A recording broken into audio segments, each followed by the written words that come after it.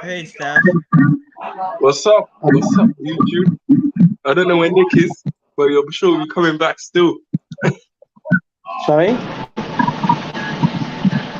Nah, I was just saying, Nick is gone somewhere. Oh, he's back. He's coming back. Again. Okay. Gone outside again. Wait.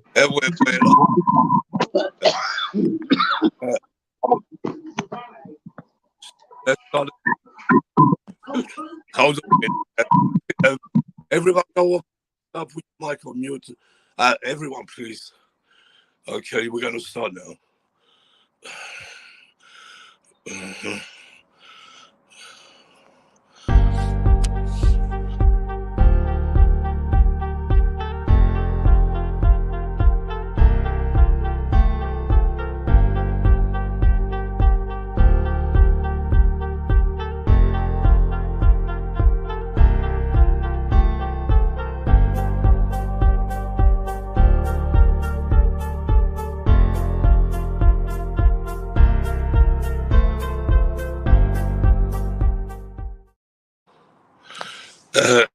Good evening, everyone.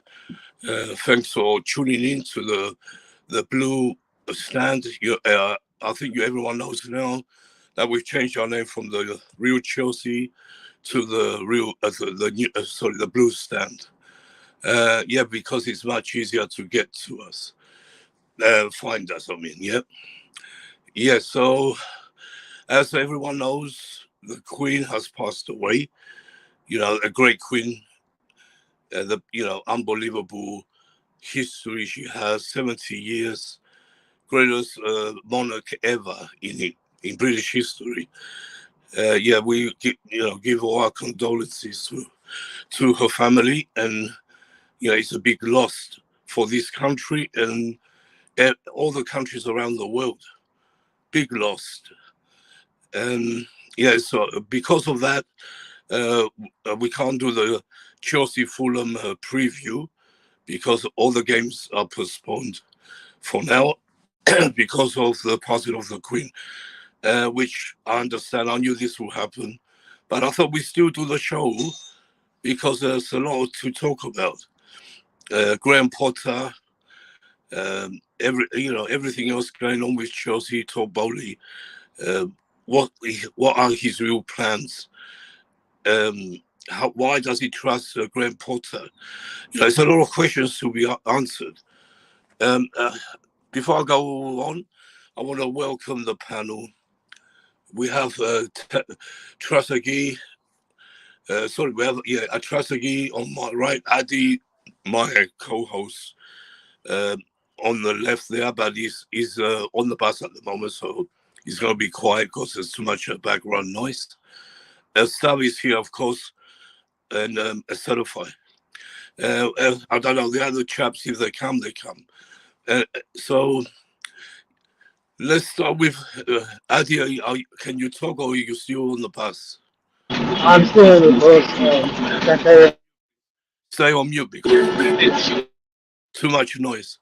Let me know when you get home. So I'll start with Trasagi.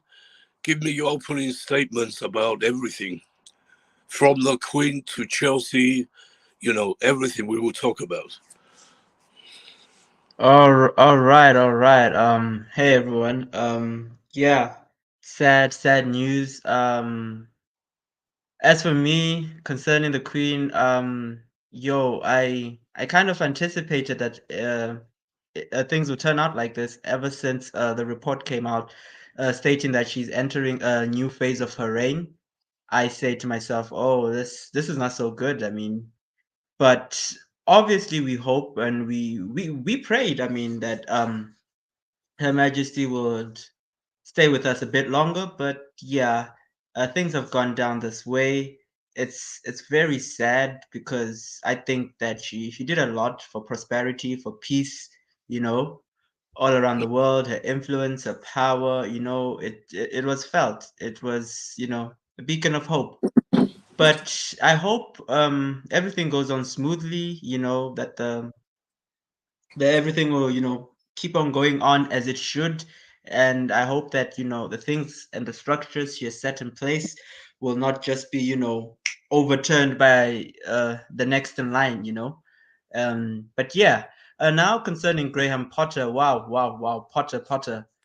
Yeah, this guy, like ever since we had that space with Nick, with Nick in the morning and Stab and Yeah, Certified, and I think Eddie was there too. My stance has since changed. okay. I think that he's our guy. He's our guy. So I Yeah, think we should back him all the way. I want to see him do well, and I'm cautiously optimistic about how his performance is going to be against Fulham. I think it's going to be very difficult to read him. Let me just go with that. I think it's going to be very difficult to read him managing a big team. Will he go on the offensive or will he be balanced? I don't think Fulham. I think this is very bad for Fulham. I think this is very bad. Obviously, I think we're gonna benefit from the new manager bounce. I'm looking forward to it. I mean, if that means that's 5, 6 games unbeaten, and I hope so. I mean, I hope so. But yeah, as Staff said, we got to give him time. I mean, you guys convinced me. Nick convinced me. Certified convinced me. Addy convinced me. And yeah, here we go. And that's my take. yeah, good take, Trasigi. I mean, we're lucky, really. Graham Potter's lucky. Chelsea's lucky because we have this break. He doesn't have to go straight into the Fulham game because of this terrible news about the Queen. I mean, from the time I came to this country, I was 4 years old when I came here. I'm 65 now, and all I've known, is the Queen. I don't recognize Charles because what he did with Princess Diana or his wife Camilla, because, I know the full story. I've seen documentaries. I've seen what he was doing behind her back. I don't like that. I know he came on today, talking all nicely about his mother, his papa. Oh, yeah, at least the Queen is going to my father now in heaven. Why don't you mention your ex-wife, the most beautiful person in the world? Why you didn't mention her? If you're the king now, so it's about time you show some respect. I would never accept you as a king or your wife. So forget it. Queen, yes, I will sing God Save the Queen. Never sing about the king. I'm really against that because what you did to Princess Diana, and you don't even mention her in the church today. You don't mention nothing, which I found disgraceful. I had to say that because this is how I feel. And there's a lot of people like me who know the truth, what happened. They've seen everything like I have, and I don't like it. But let's move on to Chelsea. Yeah, yeah, Stav, let's have your opening comments. Yeah, let the Queen rest in peace, and that's where I end on the Queen. She had good points, she had bad points.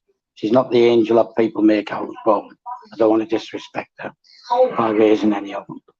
Right? So I'll leave it there. I'm a bit. I understand showing the respect, but I don't understand why the whole of the country had to come to a standstill over the weekend. Right? It's not even an official morning, right? All the sport, everything's stopping. Yeah, but Right? They could have shown respect by playing, I know. right? I have to Where wait, hold on a minute. minute silence, Ask you you, can play national anthem, all that stuff. Stav, hold on. But Stav, hold on a minute. You don't understand the country. Well, I can't understand you because you keep putting up. Let me just come in and you carry on because you said some things I don't agree with at all. The country is not at a standstill. People go to work, they come home, they go, they see, but the Queen has been posted all everywhere in England. All you see in the streets is her pictures, because she deserves it. She's the most Yes. best person in our history, in not just British history, it's the world history. I remember when she sat with Archbishop Magarios, if you remember, I don't know if you remember that. And I remember, what she done for the world. She's been not just a queen who lives in a palace and, shows off. She's been a diplomat. She had a say with Winston Churchill at that time, when just after the World War, when Britain was really in ruins. She's done a lot. So, and it wasn't they told the Premiership or the leagues to cancel. They decided themselves to show respect and to cancel the football, which is 100% correct. I just want to say that. Carry on. That's in your opinion, right? They've stopped everything. Even kids can't go to their academies. And I'm on about little kids from 6 upwards, right? They can't go to training or anything, right? At the end of the day, she's 96. She was 96. She's had a long life, right? 97. She's 96. All right, 97. 97. All right, 97, right? So she's 97. So she's had a nice long life. When 9/11 happened, right, the whole world came to a standstill, except the US. They just got on with what their life was, right? You can still respect, right, and still respect, like West Ham fans did last night, right, and still play the games. But anyway, it's neither here nor there. I'll still find football to watch, right? I'm not living in the UK anymore, right? I've had times in the UK when people have told me I shouldn't have a say in anything because I'm not English or whatever. So for that reason, it doesn't bother me. Right? She's gone. I agree with you what you said about Diana, right?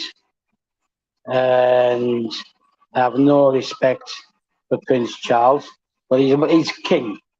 He's now king, right? Yeah. So when he goes, yeah, but when He's he king goes, for a lot of people, not for me, for you, and millions more. He would never be a king, not in my eyes or yours, or millions who were there when Diana at Diana's funeral. I was there when I heard the news. I went to Kensington Palace with my family, and no one could stop crying that day. I was a lot younger. I had my sister, my 2 sisters, bawling their eyes out because she was something special. Inside and out, she was a great person. Not just beautiful, a great person. And this so-called king doesn't mention her today. That's what it's got me really going now. Doesn't mention her. Nick, the worst thing about this is that if you look at it, Prince William was only 14, her own mother, when he died. Do you get what I'm saying? Princess Diana. I know, terrify, but this what gets me. He was talking about, my mama is going to my papa up in heaven. Why don't you mention your ex-beautiful wife, you donkey head? King, you're not a king. Your kids' mothers. Yeah. Sorry, stop, carry on. look, can we just? I don't like politics, right? I'm a socialist. I'm a left wing. I'm not going to deny it. So the monarchy in any country, right? I have no interest in. So can we just get back to football? Yeah, of course. Yeah. With Graham Potter, I'll just repeat what I said this morning. There's too much snobbery going around, right? People going, if he doesn't get top 4, I want him out of my club. Right? It's not our club. We don't own the club. Right? It's part of our life, part of our system. Right? It's in our blood and all that. But we don't dictate what goes on at the club. And you'll disagree, right? I've heard a lot of things, I've read a lot of things, and the things I've seen and read, it was justified to get rid of Tuchel. People like to use the words eye test, right? Well, with my eye test, I could see he's lost those players since January, February. Our football's become predictable, right? And it's boring. And like I said this morning, right, and people took it the wrong way, the most important people are the ones who go to the games. If you go once, twice, 3 or 30 times, right, you're spending your money to go to that game. You're putting your money direct into the club, right? You can buy a shirt in the US, but that money's going to Nike. It's not going to the club, right? And you can buy shirts in other countries, and I've seen them, right? And a lot of them are copies and fakes. That money's not going into the club. So the people who go to the games are the most important people, and that's not me, because I don't go anymore. Although I've still seen them twice since I emigrated, right? And they have to be entertained, right? You know, Nick, from our history, right? As long as the players gave 100%, we were happy, Of right? course, Would have liked to win more, right? But if we didn't, as long as they gave 100%, no demands, right? yeah. We Like, all wanted to win something, right? But we knew at that point in time that was going to be a very difficult thing. Now I believe that Potter, right, will get that squad together again. We've had the discussion regarding Billy Gilmore, right? I don't like the way Tuchel publicly berated Billy and made him look like some little minion failure. He basically called him a failure and said that he's not good enough to be a Chelsea midfielder. That's what he was basically that, saying. that Right? now you Huh? mentioned, let me ask you something. Now you Go on. mentioned Gilmore. Do you think Harry Potter will bring him back to Chelsea? You know, because he's the one who bought him. Maybe he can bring him back. What do you think? Well, he can't bring him back before January, can he?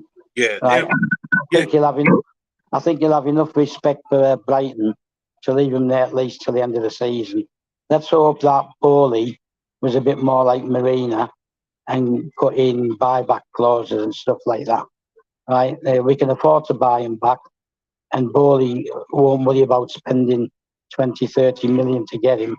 But if we get him back, that shows what an expensive mistake it was to let him go, and that's down to Tuchel, right? Just because I'm not going to like gloss over it and all that, right? Just because he won the Champions League 18 months ago, the job was half done by Lampard, right? Another thing that cheesed me off is the way he treated Ziyech, right? Who was flying, right, when we switched to a back four for the cup games and the Tottenham games. He was flying, right? 2 successive goals of the month, man of the match 3 games in a row. The third month he was second in the goal of the month, and he just dropped him, left him out for no reason, right? And when we discussed Lukaku this morning, I don't think he treated Lukaku right the way he needed to treat him. Now he might be a big girl's blouse, he might be a big baby, right, Lukaku, right? But good coaches know that, and they harness and treat the players the way they need to be treated to harness the energy and then bring out the skills or whatever they've got. The guy was still top scorer in all competitions. He scored 1 goal less than Didier Drogba did in his first 2 seasons. Drogba got 16 in his first 2 seasons. He got 15, right? And the commentary, another thing that cheesed me off, right, was the comment that he's not going to change the system to accommodate one player. Me and you have had this discussion before, Nick. Right? Any of you who've been on Chelsea Perspective, we had that discussion on there as well, right? And it wasn't to accommodate one player. Right? He was playing wingers inside forward. He was playing wingers wing back to accommodate his system. He was playing attacking midfielders as false nines and all that kind of stuff, right? And it wasn't to accommodate one player. It was to adapt to the league and adapt to your squad and what you had available. But no, we had to play that 3-5 or 3-4, however you want to describe it, right? And we're getting caught out all the time because the only person at the back before we signed Fafana who had any sort of pace, right, was Chalobah, Yeah. and he wouldn't pick him, right, and he still wanted to play a high line defence. When some second-rate coach from Croatia, who was coaching in Egypt last year, formulated a plan the other night on how to beat us, he did it the English way. Right? He went English low block style defence and counter with pace, right, to get in behind the three defenders. And the two wing backs kept getting caught up the pitch, right? And that's why we've been getting caught out. That's why we got caught out by West Ham when we lost 3-2, right? It's why we got beat 3-0 by Leeds, because teams were finding it easy. You said it yourself this morning, I think, Nick, right? We've only had one decent performance all season in 7 games, Tottenham, right? We were lucky to beat Leicester because Vardy missed a lot of good chances, which he would have put away 2-3 years ago, right? And we were lucky. We were lucky against West Ham. We weren't going anywhere, right? And he wasn't willing to listen to the owners, right? And he wasn't willing to cooperate. So you have to go. You have to go. I agree with you absolutely, but still, for me, it was far too early. 6 games in, because I said it before, because of the players he got, he hasn't even had the chance to get to know them personally. A lot of players weren't even his. Right? He didn't want Chuck Mega. He didn't want Chuck Mega. So he didn't want any of the young guys. Those young guys, right, were picked up by the academy. Yes, they were scored by the academy. Well, you said that before. Hold on a minute. If the players, Sterling was his, Aubameyang was his idea, and a few others were as well. Bowley just gave him a list. He said a lot of players, we can't get these players, but give me a list and I'll tell you what give me a list and we see who we get. And that's what's happened. He wanted Fafana as well, so don't, it's not that. It's just me, I wasn't happy with the way we were playing. So boring, like you said. But still, I wanted to give him a longer chance. Even give him to January. January is not far. And see what he does. If this carries on, then it's the time. That's what. Can I answer that? Yeah, go on. Yeah. Can I answer that, right? Listen, the way the other teams have built, right? Arsenal, even Man United. I know they got beaten in Europe last night, right? But they've started getting it together in the Premier League. Man United, Arsenal, Tottenham. All three of them are threats. Not saying they're going to end up in the top 4, but they're threats to us for top 4 places, right? When Lampard got sacked and we dropped to 9th, we were only 5 points behind whoever it was when Tuchel took over, right? If you wait till January, right, there's a chance that you're not going to make it into the top 4, right? It's not just about the way that I couldn't stand the way we were playing. You've said it yourself 100 times. He's stubborn, right? He's not going to change, Nick. He wasn't going to change that system. To give a chance, No, he had a chance. Nick, listen, it's not sinking in, Nick. You're not letting it tell you what. It's sinking. I will tell you why in a minute. Yeah, you're not letting it sink in, Nick. The first thing he did, right?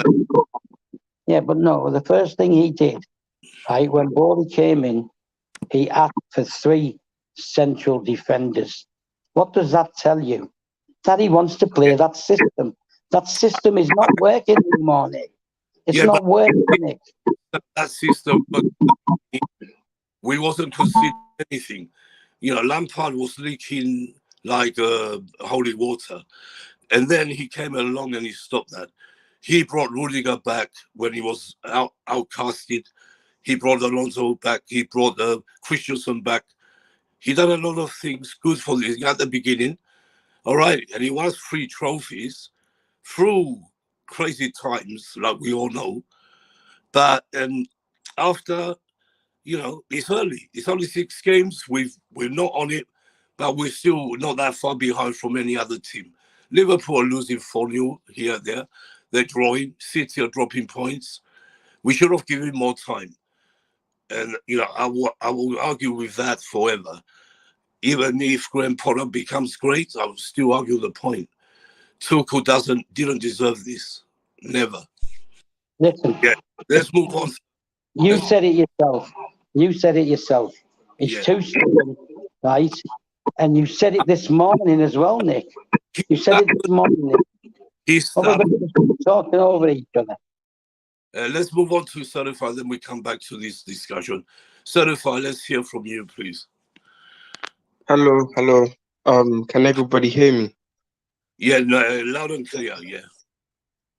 All right. So first of all, I want to say R.I.P. to the Queen. She's long served this country for a long, long time. Ever since I was born. I know I'm not really that old because like I'm quite young. I was born in I know you. 2005, so yeah, I'm Yeah, 17 years old, turning 18 next year. But yeah, like honestly, and I remember when I was young, I had a chance to see her. I can't lie. In year 2, yeah, when I was in year 2, like I went to her birthday. We all saw the Queen, and she all gave us handshakes. She gave me one as well. I remember, and we saw the guards and everything. So, and what I've also liked about her is that she goes and explores other countries. Like she's gone to like places in Africa, um, everywhere, the US. She's even gone to my country in Uganda. The royal every, family, most of all of the royal family have been there. The Duke of Edinburgh have been there, and Prince Charles has been there. They've all said it was nice. Uganda's a great place. I was just there, but yeah, like R.I.P. to the Queen. No one can ever replace her. I can't lie to you. Like literally, I'm being very honest. yeah, I'm glad And to hear. before I talk I'm about the glad football, to hear that from a youngster like you, because it's not just you. I've seen today 14-year-olds, 13-year-olds who know everything about this Queen because that's how they've been taught from their parents. And it yeah, shows what a great leader we had, what a great diplomat, not just a Queen, she was making big decisions for this country and the yeah. world. Yeah, Yeah, but the reason why I know this is because my mom, or what's it called? She wasn't born in England, but she was born in Uganda, but she came here at like a very young age. I say 9, so she's able to see this stuff more than me. So do you get what I'm saying? So she tells me. Plus, we've been learning it at school. So yeah. yeah, And good. Nick, I want to ask you something. The thing with with Prince Charles and Princess Diana, was it really his fault of Diana's death? Well, look, what happened, he started with him playing around when he just got married with Princess Diana, but he always loved Camilla before he even married Diana. Oh, Yeah, and he's not right for a person in his stature to do that. He started yeah, that. Princess was, she knew everything. She didn't like it. Young girl, she was in tears all the time. You could see how depressed she was. yeah, And from there, he didn't actually pull the trigger, but he started it. The people, yeah. people, even up to this day, we don't know exactly what happened, but I heard she died in a car crash. yeah, it was a car crash. It Yeah, was the sorry, the journalists chasing her, all the way. They used to chase her everywhere, taking pictures, doing this, doing that. They chased her with cars in that act yeah. before that, and Mm. a car came and hit them, and they both died. Oh What's his man. the Prince? I forgot his name now. The other prince who owns Harold, his son. They both died together. Oh, But Oh, she made him a boyfriend long, after Charles was really going for, never stayed with her, always had Camilla's place. That's what happened. And it was a start. He was at fault. oh, He was at yeah, fault. And even now, today, you saw the service. yeah, I He, saw it. he, yeah, did he mention Diana? No, he didn't. He didn't. No, He that's didn't. what he did. He was just talking about his wife and his kids and his mother. Mentioned King John X, George, who died when Princess Diana was young. Their father, he died of cancer. But Yeah, know, the only good thing is my mama is gone to my papa in heaven. Why? Where's Diana? Where? yeah. That's what got me really today. Anyway, let's go on with Chelsea now. We said a Let's go lot on the about. football. Yeah, So I've had my things about Tuchel. Now he's gone. I think it's just time to not talk about him at this moment of time. He will be remembered as great successor at Chelsea. We don't. I know the football ain't great, but we don't care how he played. He still wants the trophy. So yes, we will never forget him for what he's done, and I hope people continue to remember him going forward. Because if people don't, then I'll be disrespectful. I'm just saying. But anyways, with Graham Potter, I'm kind of excited because Graham Potter brings this football, this type of football that fans want to enjoy and come and see. And we've been crying out ever since Tuchel came. We've been crying out for more loudness in the fans and everything. I know that Chelsea fans should back their club either way, but I think if you're watching football that you're not entertained by, of course, and you know that's gonna get found out. Of course, you're not gonna be as loud as you are.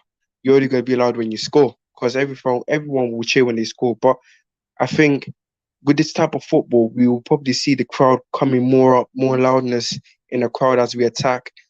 I'll be more entertained going to games like I did under Lampard's first season.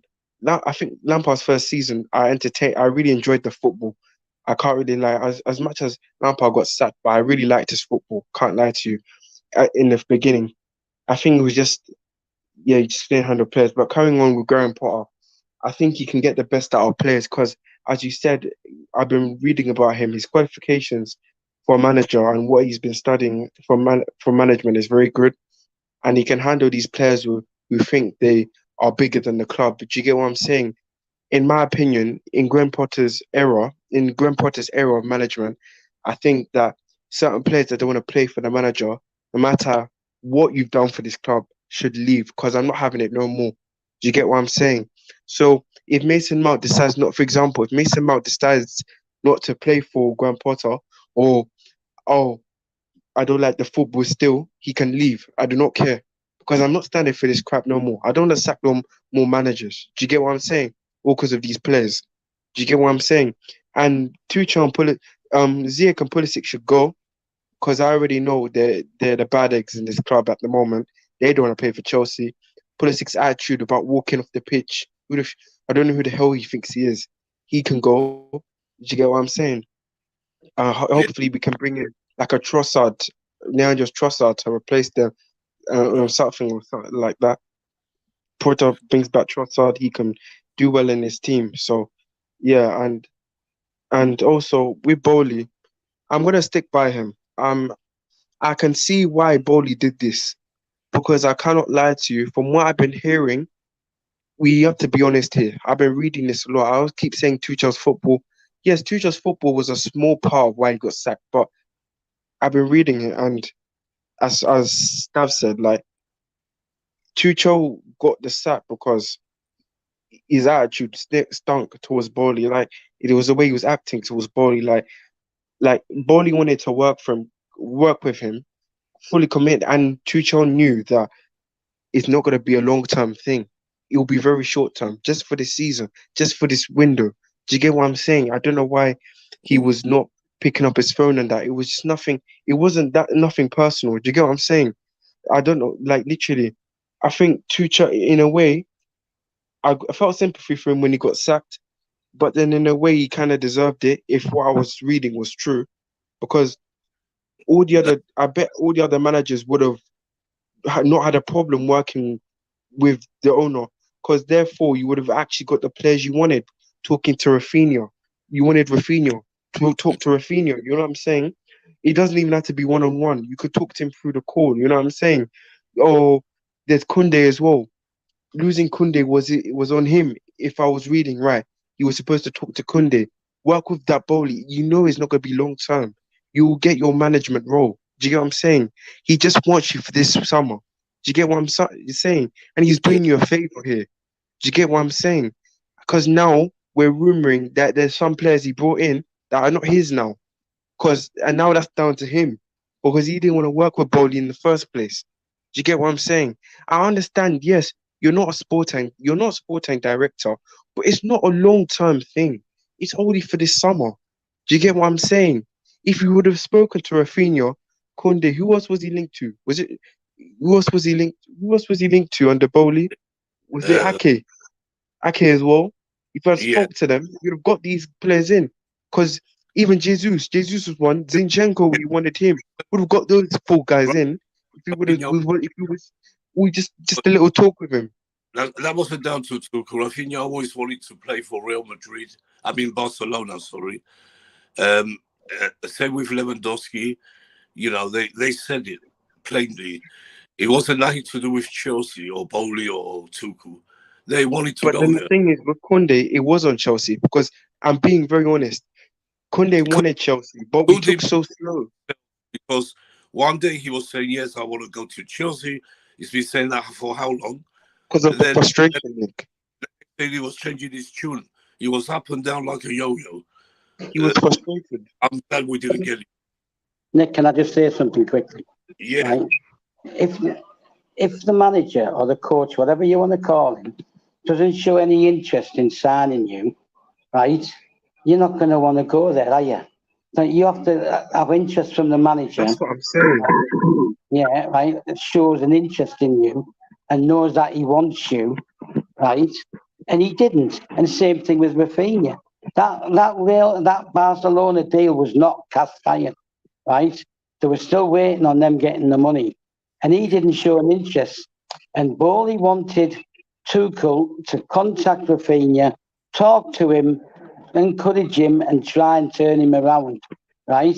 But if you're not interested and you're not showing any interest in him, he's going to stick to going to Barcelona. You can keep yeah. trying to He, gloss, Nick, uh, you just keep glossing yeah, things over. all speculation. Think, Bowley said it's You're all just room. going to everything over, aren't you? You're Huh? going to keep glossing Listen, things over. now Rafinha wanted to, as a boy, wanted to go to Barcelona. You know that. You said it before. We all said it, and same with Lewandowski. You know how much I wanted Lewandowski, but Nick, he you're doing it again. It Chelsea. doesn't matter what they Tuchel, said.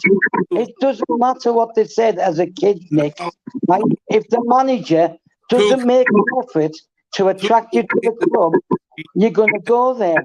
no, You're no, going to no. go to Barcelona. Where, Patience. where, where did Eden Hazard go? Where did Eden Hazard go? Right? He came to Chelsea, didn't he? Right? He came to Chelsea. Why didn't he try and go to Real Madrid before? Right? He could have left Chelsea 2 years before he went to Real Madrid, right? And have his dream, but he didn't want to let Chelsea down. And the That's it. manager, Sarri, and Not Sarri, everyone. Nick, you Everyone just has a different situation. Hazard was of Chelsea, wanted to play for Zidane, not Real Madrid. He wanted to be with Zidane. That's why he went, and we know that. And let's, Can I finish? yeah, yeah. I was going to say, I forgot what I was going to say now. Before, I'll go to you, Trezeguet. What do you think about? Well, I wasn't finished. I'm sorry, sir, if I get finish your Yeah, so point. like this, I took getting off 2K because I know it's gonna cause some debate. So yeah, I'm excited to see what football he brings to the team, and I hope these players will gel in it and the midfield suddenly improves because of the football. Because clearly we've been saying get a DM, get a DM, get a DM, but what was the point of the DM if we're playing a three at the back, 3-4-3, which only contains two midfielders? Do you get what I'm saying? I know one Yeah, can act as a DM, but then that's very unsustainable as well. Do you get what I'm saying? So that's what I have to say. Yeah, and before I move on to you, Trezeguet, yeah, I mean, I get your point, Stav. We know he's stubborn. Like you said himself, he's stubborn. Anyway, you know what I think about what should have happened, but he didn't. Let's talk about Graham Potter now. He's the new manager. We have to not forget Tuchel for what he done, but we have to stop talking about him because it's Not just, gonna, you're not going to let Trezeguet have his say, yeah. I'm gonna or Tuskegee, or whatever, however you pronounce it. have Go on, it's Tuskegee, your turn. hold on. Yeah, trust again. Hold on. You never let me finish what I have to say. Never. You can't. Uh, and Same thing. You're yeah, just going to gloss over Tuchel. You're going to just gloss over him. just go mute now. Yeah, thanks. Anyway, look, we have to stop talking about Tuchel. He done great for this club. The short time he was here, he won trophies. He put us, the time we were in the nearly gone out of business. He was there. He didn't leave or anything like that. He stood by the club. So don't forget the good things. And we're going to start with Graham Potter now. I'll go to Trezeguet first, and I'll come back last. Go on, Trezeguet. All right, all right. About Graham Potter, my man, Gary Harry Potter. All right, everybody. Well, Before you I do hope that he does on, well. before you carry on, let me just say this: it's going to be Harry Potter or Graham Potter. You know what? You understand what I'm saying? It could be a Harry Potter or Graham Potter. Yeah, yeah. Hope it's Graham Potter. Come, but it's 50-50. It's a lottery, big, big lottery for me. Carry on. Okay, okay. Harry Potter, then it is. All right, guys. Yeah. Although that I am optimistic about Harry Potter, there is one part that we all have to think about, and yes, I did say, an outlandish prediction that Harry Potter would win the league, you know. That's just me being super optimistic, and yes, it's not realistic, and but let's not get into that. But my concerns over Harry Potter is that while he was at Brighton, um he didn't face opposition, like low block opposition, right? Because they're the small team. It's understandable that when everybody goes to Brighton, they want to attack, right? And Brighton will tend to sit back and try to do something. Although that yes, he's also very attacking. Credit to him for being able to do what he's whatever that was able to do with Brighton. I mean, it's Brighton. Respect to them, but it's Brighton. Now that he's gonna be with Chelsea, I mean he's going to be facing opposition teams with a low block, and I really haven't seen how he plays against oppositions with a low block. And I do wonder that these small games, games such as Southampton and the like, small teams, respect to them, but they are small teams. It is what it is. How is he gonna really function? Will he be able to break down such an opposition? Because looking at our team, we don't have an Ericsson, we don't have a De Bruyne, we don't have a Fabregas anymore. These are the type of players that that they can find the quality to break down opposition teams. And yes, some may argue that we do have Ziyech. Yes, Ziyech is a quality player, but as we all know that Ziyech sometimes he's in his feelings a lot. It depends how he's feeling. And even though that somebody mentioned that Lampard was playing, I mean Lampard's football was attractive in the first days. And for me, in the first days, I saw Lampard playing his football. It looked more like, what do you call that, Sarri ball? You know what I mean? Because like the first 5 or 6 matches, it looked a whole lot like Sarri ball, to be honest. I'm not sure if any one of you disagree, but you can say that later. Then going on into the progressing game week 10 and above, it started to change. It didn't look like it was as fluid, although that yes, we're trying to win games. there and there. Jorginho is getting caught out. But I'm saying that even at the height of Lampard's football or Tuchel's football, we really didn't see Ziyech, what can I say, him operating like an Eriksen or like a De Bruyne. And so on that closing note is a question that I would like to leave to you, Nick, Stav, Magnificent, Certified, that do you think Harry Potter will be able to deal with a low block opposition? Thank you. Yeah, let me come in before I go to the others. First of all, let me read some of the chat. Thanks, Tobago. Tobago says, big up, guys. And to O'Brien, Hattonbull, good evening, Blues for life. For me, I'm on Thomas. The way he was sacked, not happy at all. Some of us agree, and I agree with you 100%. I wasn't happy the way he was sacked either. Yeah, you're correct there. Yeah, yeah, coming to Graham Potter, we have to stop calling him Harry. He's going to get, he's going to get everyone's going to say Harry instead of Graham. Anyway, look, it is a gamble. Graham Potter plays the same system as Tuchel. Back three, the wingers. He trusts the wingers to attack, the same as Tuchel. So I'm curious to see what he does with these players. And he's lucky he's got time before the Fulham game. He's got time on the training pitch to see them more, see and choose his team for the next game. It's going to be I'm very curious to see what he does. He's a good up-and-coming young English coach. That's what I would say about him. He's not Mourinho or Ancelotti or people like that. But, it's a long time since we had an English manager.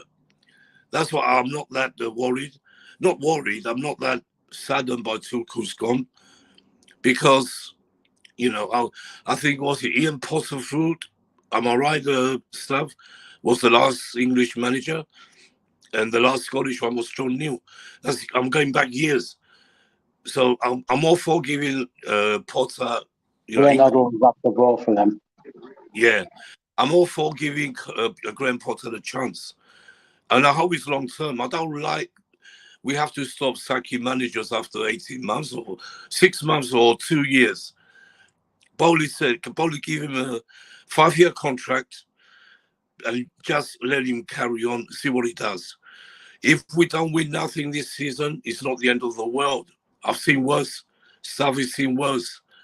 And we were there going to matches in front of, with 7,000, 8,000 fans in the second and in the old second division when we were struggling, like Plymouth or Bradford, teams like that. We were playing against these teams and we were struggling against them. So we've seen worse. So give him the time. That's what I see. Give him the time. We don't win nothing. I don't care. As long as he gets the time, as long as we see something, what he's trying to do, what direction's Chelsea going. Have they got, they're getting back to where they should. We want to see Chelsea play like they used to. Even if it's counter-attacking, go back to that. If it works, why not? It worked with Mourinho, and we wasn't boring. Arsenal were boring. They always have been. Boring Arsenal. We're not like that. When we were counter-attacking, when we had Drogba and all them, Drogba, Willian, Pedro, and the rest, we were attacking, great to watch. I will never forget, how great it was to watch them players. So, yeah, I will give him the chance because Tuchel's gone. I didn't like the way he went, but he's gone. We have to back Porter, like, a lot of us have said here. We have to back him because we're Chelsea fans and we just want the best. Yeah. Yes, Sav, you were saying. Sav? What was that saying? I don't know. You said something, but I didn't get it. I said Glenn Hoddle was the last English manager. Well, how can I forget Glenn Hoddle? He started the revolution. For me, he was unbelievable. Player manager, I used to love watching him. You know, we wasn't great at the time, but he started that team. Brought in Ruud Gullit, Viali, all these players. It was unbelievable. Glenn Hoddle started it and should have never left Chelsea for England. That's the biggest mistake he done in his life. Should have stayed there. But, when England offered him the job, they gave him the job and they sacked him after, what was it? Not long. Was it 1 or 2 years? They sacked him because of his religious beliefs. Yeah. Yeah, so I don't care to support Cyprus, not England. I said I support Cyprus, not England, so I couldn't care less. They sacked him because he wanted to get a sidekick in to start talking to all the players. Yeah, and fortune and all that crap. He made a mistake. I was really sad. We were all sad when he left Chelsea. Most fans, I think everyone was. I didn't want him to go. He was a great manager, player manager. He still played. Anyway, let's go back to Graham Potter. I have much to say about Graham Potter. That's what I think. I don't know if Andy's come back home yet. I don't think he has. He's still on the bus. Andy, are you there? Andy? I don't know. He's still on the bus. I'm here. I just got home. But, okay. Yeah, I just got home. But, I have to get a shower and all right. back to you guys. Let me know when you're ready. Yeah. Yes, go ahead and give us a Graham Potter or Harry Potter story. Graham Potter. Right, Nick. He plays 3-5-1-1. Right. He doesn't play with two DMs. Yeah. Right. He plays with two attacking mids, one DM, and the two wing backs. Right. But he plays the way he has to play with his squad. Right. He's played with 4 at the back as well. Right. The point is, the guy will learn what's best for his squad and will set them up in the best fashion that suits his players. It's not about just squeezing players into the system, forcing wing backs, wingers as wing backs, all this kind of stuff. False nines, wingers playing as inside forwards. He'll adapt. Right, that's the problem that Tuchel had. He wouldn't adapt. He only did it for cup games, and he only did it to rest players right out of his system. So Potter's going to be totally different. It's my belief it's going to be different. I want to answer something that Siddharth, or whatever his name is, in the live chat. He made he made a comment regarding Anthony Graham, right? How he's the man and this and that, and he would have been good for this position and that position, right? Let's get something straight here, right? Anthony Graham was identified by Tuchel's data man, who checked all the data on his progression, his skills, and all that kind of stuff. So that was identified by Bowley's data man, and Tuchel didn't want him. When people are going to make comments to defend Tuchel, do some research first and find out, right, the actual facts. Right, Bowley is the one, and his stats man, his data man, is the one that wanted Gordon, not Tuchel. Right, the 3 Chukwuemeka, the Italian kid, whose name escapes me off the top of my head, right, Hutchinson, from Arsenal, he was at Chelsea before. All these young guys have been identified by the academy because they played against us, right, either in the English games or in the Europa Youth League, right, in the UEFA Youth Leagues. And that's how they identified them. And it was an academy boss who's been working with Bowley to identify these players, right? Unlike Tuchel didn't want to work with Bowley. He just wanted to give a list, leave it at that, get what he could, Yeah. and then just get on with it, right? He didn't want to be involved in that, and that's why Potter's been brought in, Nick. That's why Potter's been brought in. Yeah, we said all that before. How many times? But he's different, Nick. He does get involved, right? He's going to restructure everything from the academy to the first team. The only thing he's not going to touch, right, is the women's team, right? Yeah. Because they don't come there. They're not going to eventually come through, right? So this is the total difference. This is why they've took Potter on. That's why they wanted him, because he gets fully involved. You look at some of the kids that Brighton have brought through. We've nicked a couple of them. Oh yeah. Right?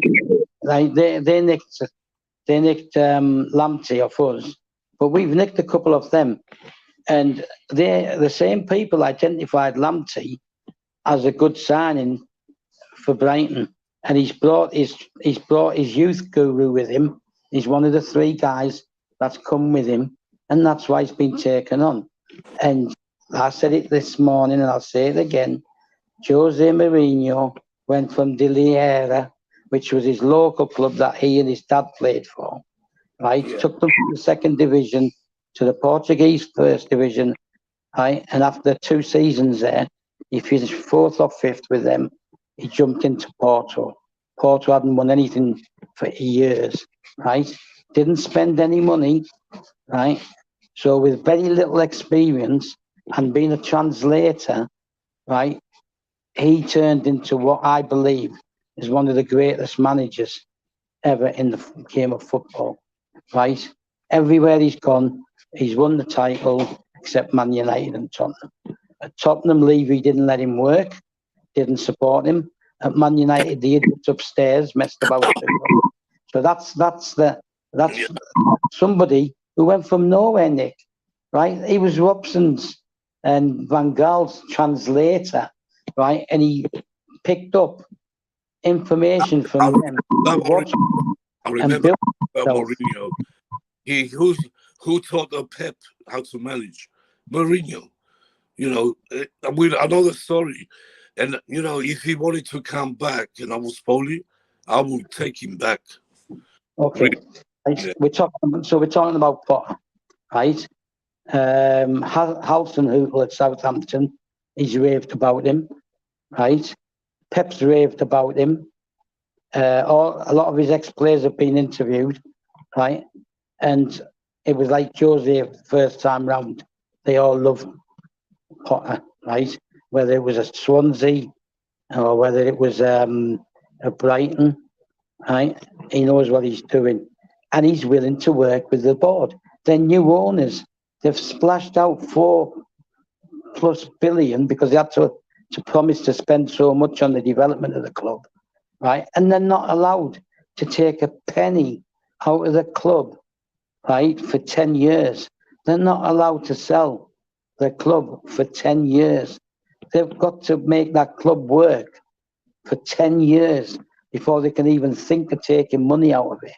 So everything that is generated by Chelsea Football Club goes back into the club.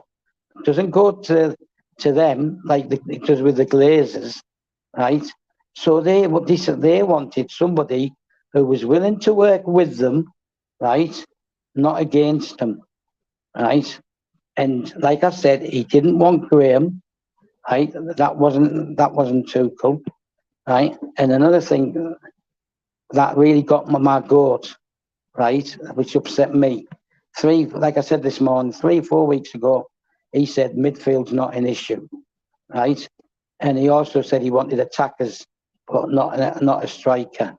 The minute, right, that he suddenly realised Jorginho is done, he's finished, he's shot, right? It might be okay in a Champions League game, right? It'll be okay in Italy or whatever. But for the Premier League, the hustle and bustle of the Premier League, it's gone by him now. And that applies to the Carabao Cup and the FA Cup, because you're still playing teams that swamp you, right? He's done.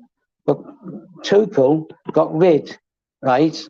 Yeah, of Billy Gilmore when he knew he needed somebody, right? Because Jorginho wasn't performing, right? And after the last couple of games, he suddenly decided he needed a midfielder and asked for one the day before the window closed.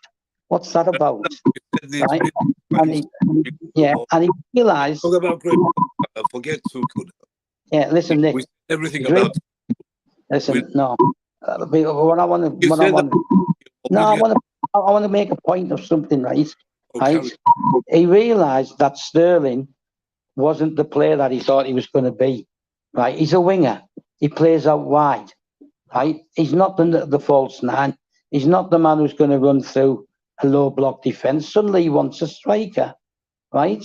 So those are two things that anybody, right? Cesar G, right? McAddy, right? Me, you, certified. We all knew we needed a DM. We all knew we needed a striker, right?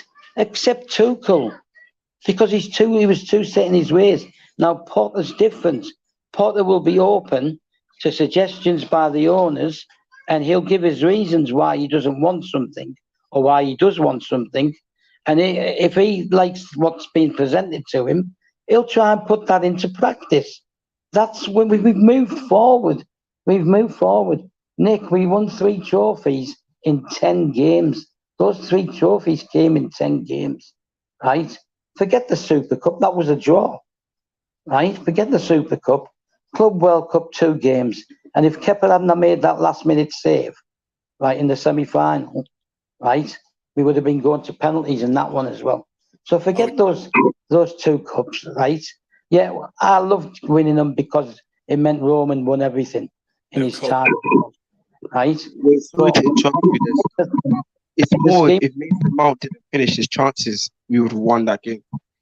yeah, but it doesn't matter. Look, I'm not going to keep it like attacking an individual player. Mason Mount is an attacking midfielder. Mason Mount is not an inside forward, and he's not a winger, right? And this is where our new guy's going to be different. He knows these players, right? He knows how to get the best out of them. We can keep criticising players, right? Whether it's Ziyech, Pulisic, whoever you want to criticise, Mount, Havertz, right? Some people criticise Ruben Loftus-Cheek, right? Some people criticise Gallagher. I've seen a lot. Get rid of him. After one game, and he was playing out of position. He's not a DM, right? You have to stop before you criticise players. Look at where they've been playing and what their actual position is. And you cannot play 5, 6, 7 players out of position and just have one DM and you defend Let's this. just say this stuff for 1 second. Yeah, look, I know what you're saying. I agree. Because, we know Tuchel was stubborn. He played everyone out of position. I didn't like it. I didn't like watching Chelsea play like that. It was. Why are you defending him? That was his. great. I know. Wait. Look, we have to blame the players as well. Great players, wherever they put, great superstars, Mason Mount, Havertz, and so on, Ziyech, Pulisic, players like that, wherever they've been, wherever the manager put them, they should show more. They didn't show nothing. That's the problem. It wasn't just Tuchel. So, I know you were saying Tuchel this. It wasn't just Tuchel. Let's hope Graham Taylor gets it right, because it can all go wrong again. We don't know. He's a up-and-coming coach. Doesn't mean he's going to turn things around overnight. And most Chelsea fans are not patient like me or you. Don't forget that. They're going to want instant, results. Me, I know it would take time. I'm willing to give him the time. Yeah, that's all. I won't take Connor out after the first season and we don't win nothing. I won't say it out. No. Let him carry on with his project. It's the players as well. So let's move away from Tuchel now. We talked about Tuchel. I want to answer something you said. Yeah, right?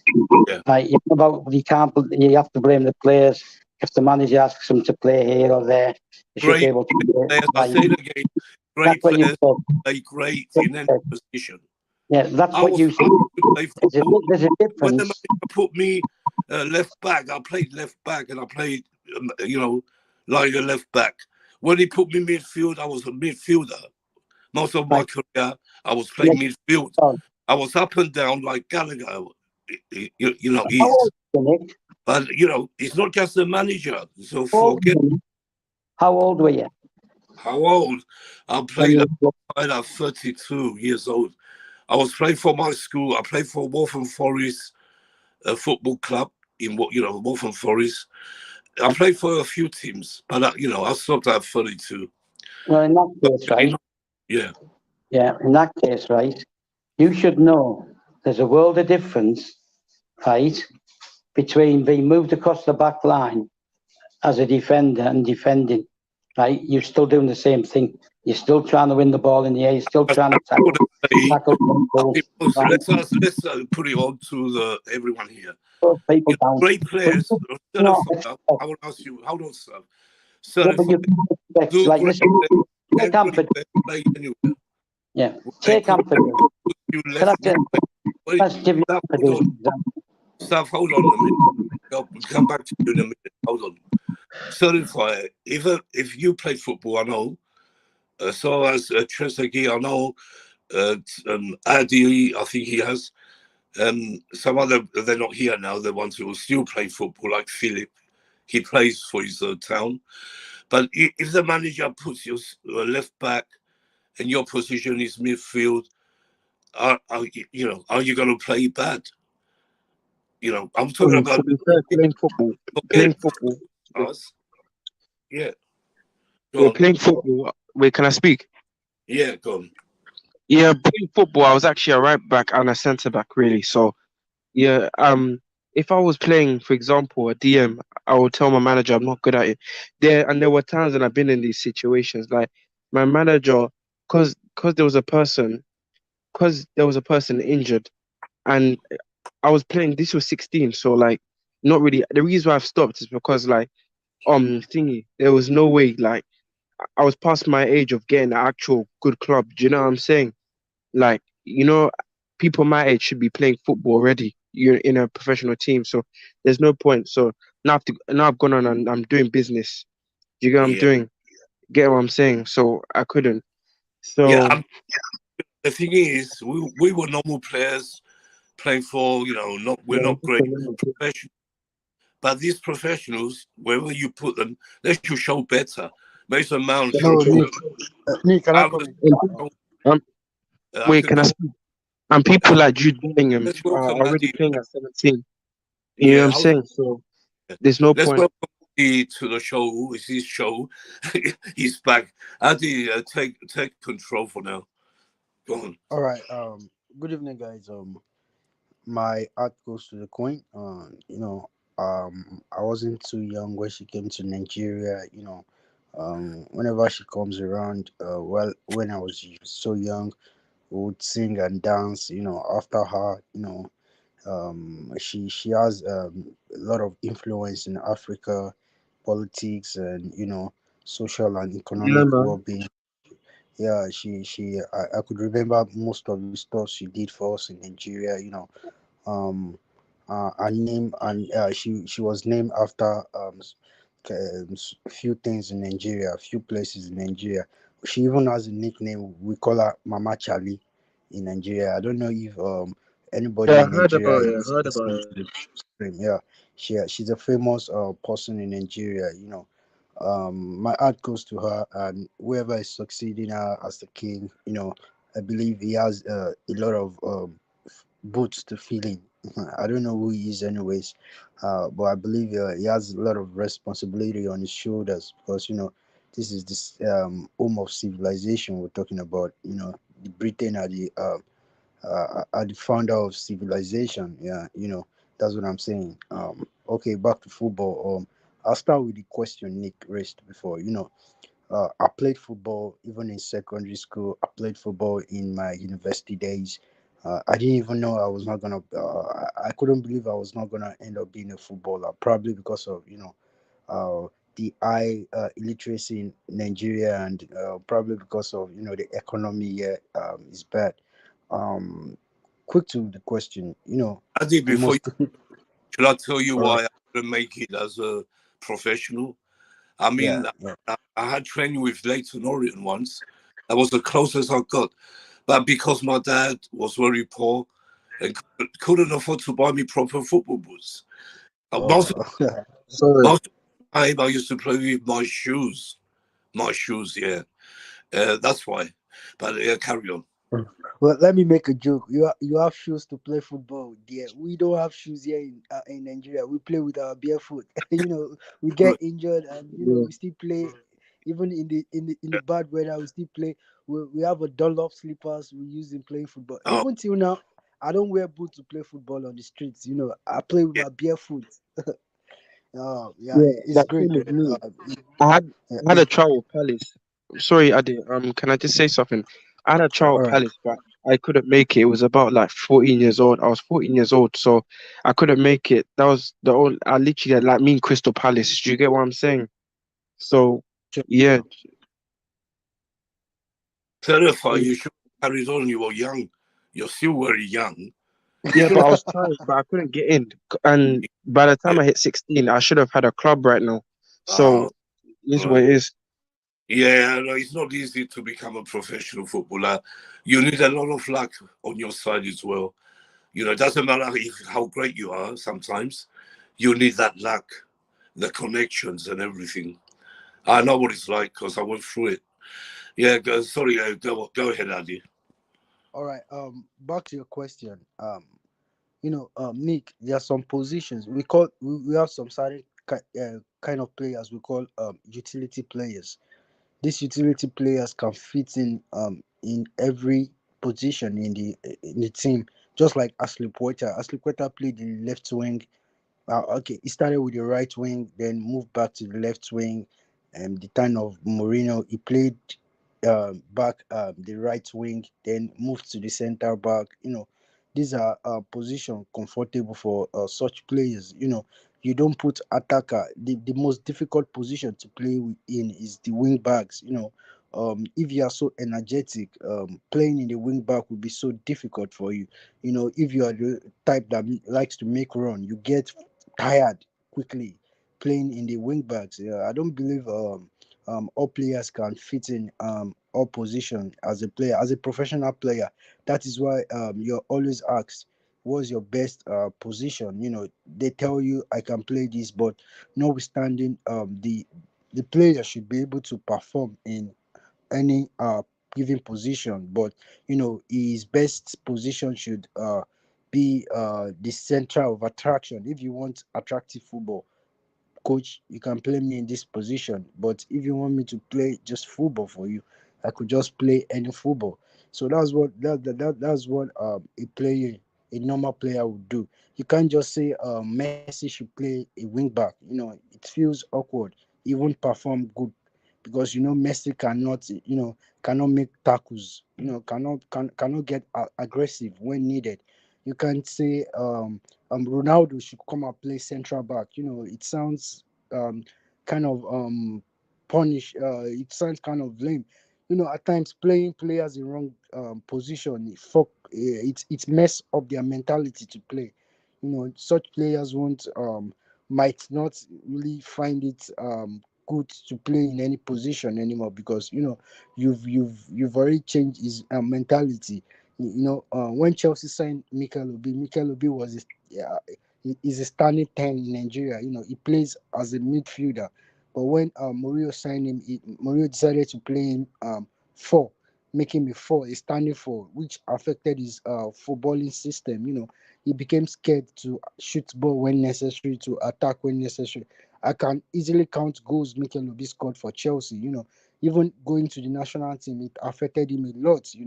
He's always pushing back. He doesn't really like to commit going forward. And when we knew Mikel is a kind of player that likes to go into the box. But unfortunately, Mikel lost the position. So this you can't just judge a player by saying if a player is good enough, he should be able to play in different positions. No, not all players can handle playing in separate positions. Michael Antonio was formerly a defender. Now he's playing as a striker because he's flexible. He's a utility player. He adapts to that position very quick. You can't. Some players are just there just to, like saying Hazard to play wing back. No, definitely hell no. Hazard won't perform. He won't play that role very well. So different players for different roles. That is why when a manager wants to sign a player, he sign a player in the position he thinks he needs, not just because he's a player he should be able to play in this role. No, no, and that's what happened to Ziyech and Pulisic under Tuchel. Tuchel got it wrong. He thought he could make them what he feels they are, but it is what it is now. He lost his job because of that. Because of so many wrong calls he made. For me, Potter, Harry Potter, I don't care what you call it, as long as it gives us the result. Potter is gonna. I have a good feeling Potter is gonna do well in Chelsea. It's gonna take a time. It's gonna take a while. A lot of Chelsea fans are gonna, talk a lot about him. They're gonna, want to discourage him. Want to discourage people from him rather.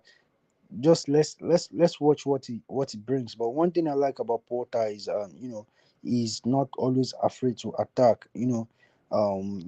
Porter managing a team like Brighton and attacking teams like Man City, Liverpool, Chelsea. For it, they are not sitting at the back. They are not always afraid to attack when necessary. That shows you a kind of coach he is. He's much more of an attacking coach than a defensive minded coach. He believes in, if I can score one goal, if you can score a goal from me, then I should be able to score two goals from you. Is that kind of coach we need. We need a coach who will give this team a rhythm. I watch Man City play, I enjoy their play. I watch Barcelona play, I enjoy their play. I watch Real Madrid play, I enjoy their play. We should have a definition of play, in the system. We shouldn't just be playing and getting played out by small teams.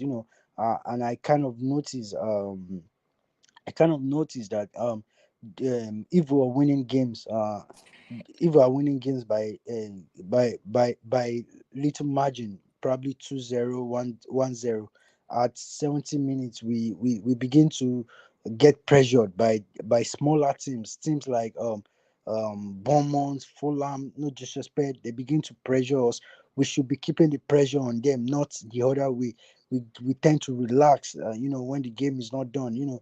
That's one of a major problem we're facing, which should be addressed in this in this new managerial regime. And I think the Queen, the 2 weeks break for the Queen is a blessing in disguise for the coach. For him to be able to work on the team, and we're playing Salzburg next. I believe he's gonna do something positive in that match. He's gonna go all out attack on that one, and probably we get a win from that. We need nothing less than a win. Having lost our first home Champions League game, we can't afford to lose two games in a row in the Champions League. Where we still have to play AC Milan. AC Milan, and I'm not sure we're gonna get the maximum points needed. With AC Milan, but the rest of the games we should utilize them well. I hope Potter is gonna be great for us. For me, I'm done talking about Tuchel. Tuchel is a great coach. Is a good manager. No offense. I love him with all my heart. But when it's time to leave, you just have to leave. And when it's time to move on, you have to move on. So I've moved on from Tuchel. All I want to be talking about is Harry Potter, Harry Potter, Harry Potter. Thank you. Dex is here. Let me bring Dex in. So we want to say something. Yeah, so hold on, Adi, sorry. Let's bring, welcome, Dex. I think I put you in. Where are you? Hold on, let me just check. Hold on a minute, Dex. Yeah, I think it's here now. Yeah, welcome, Dex. Before I'll come to you, let's go to Trezeguet because he's been waiting a long time. Trezeguet, go ahead, mate. All right, all right, all right. Thanks. For me, when I was playing football, more of a winger because I'm a pacey player, right? So you tend to play on the wings. Not that very accurate when shooting, but yeah, I did my work. I tracked back, extremely humble, And most players don't want to track back, but I did track back. And when the coach asks you to play left back, for example, you play left back. I had no problems playing left back. I played left back. I played my heart out for left back. You know what I'm saying?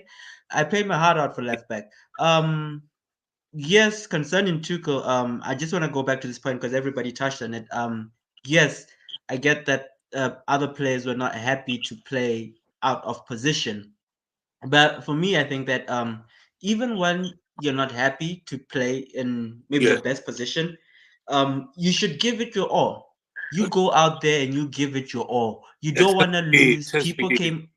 That's what I was trying to say. These players didn't give it their all. They gave nothing. Mason Mount, Mendy, Kepa, not Kepa, Mendy, Havertz, Ziyech. Did Ziyech give it all when he was playing around, passing to the opposition? Tell me. He's a professional player. They get silly money. They should be ashamed of themselves, all of them. Really. Don't blame Tuchel all the time. Go ahead, Tesla.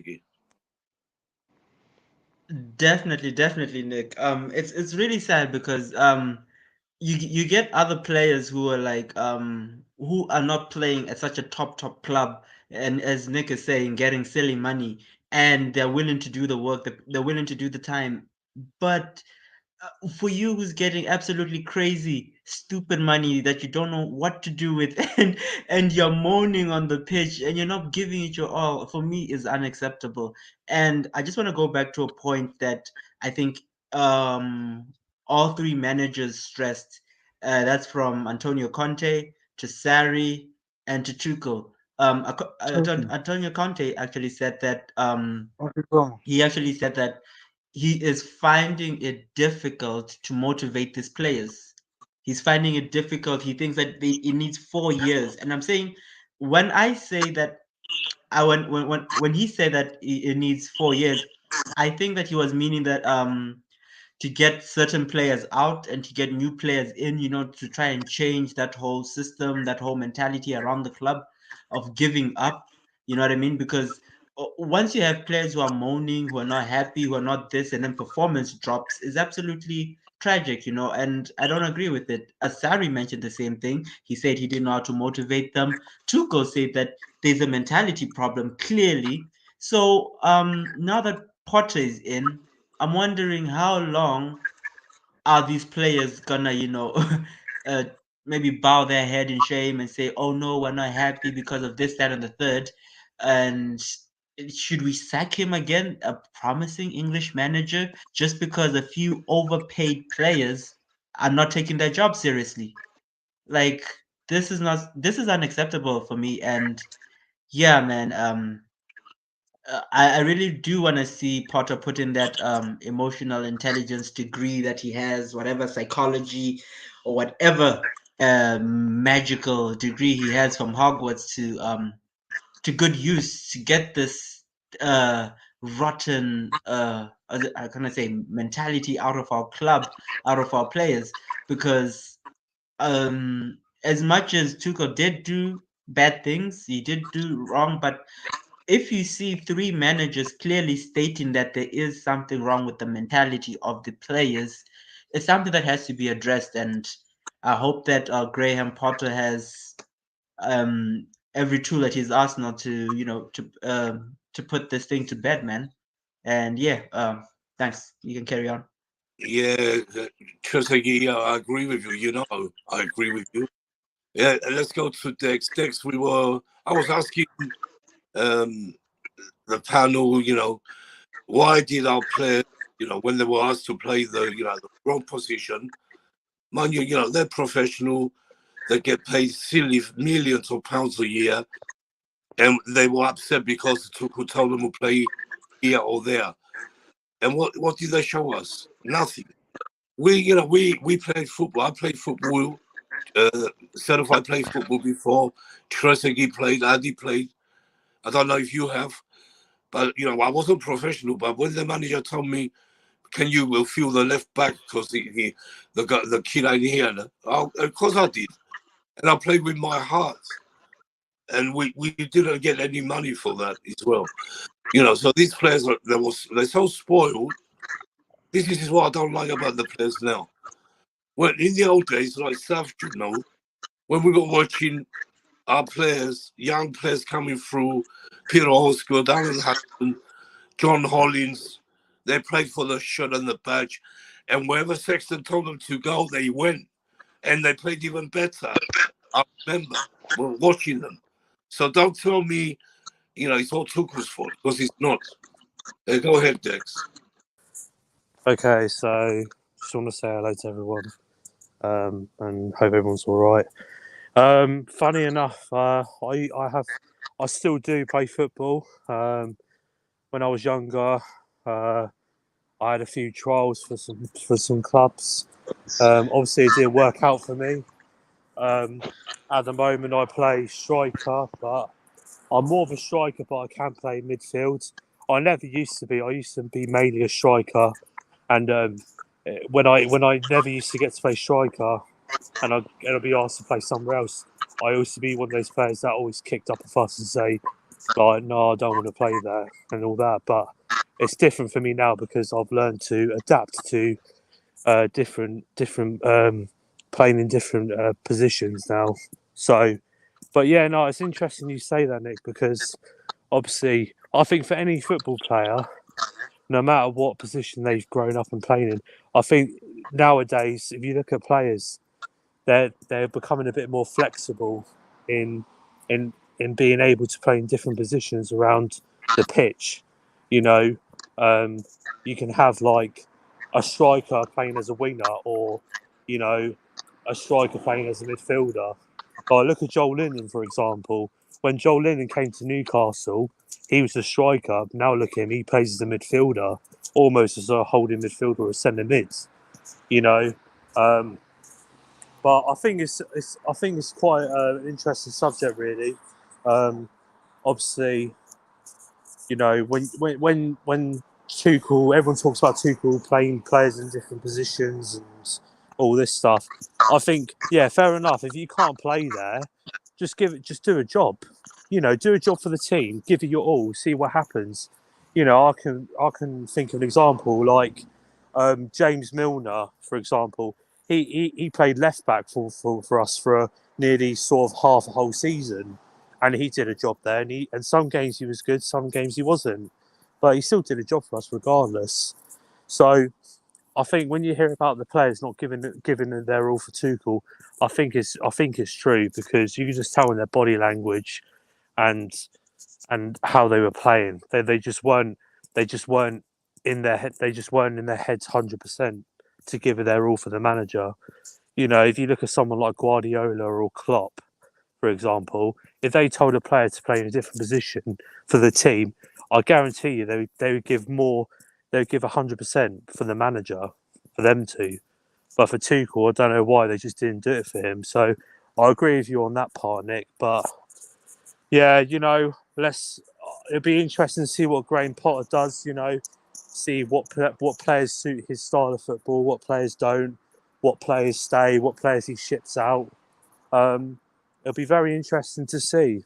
Funny enough, like when I was listening to the space on Twitter earlier, Nick, with you this morning, when everyone was talking about, the whole Tuchel Potter thing, I was quite surprised to hear so many people saying that they, in the second season, if Potter didn't do this or that, they would want him out straight away.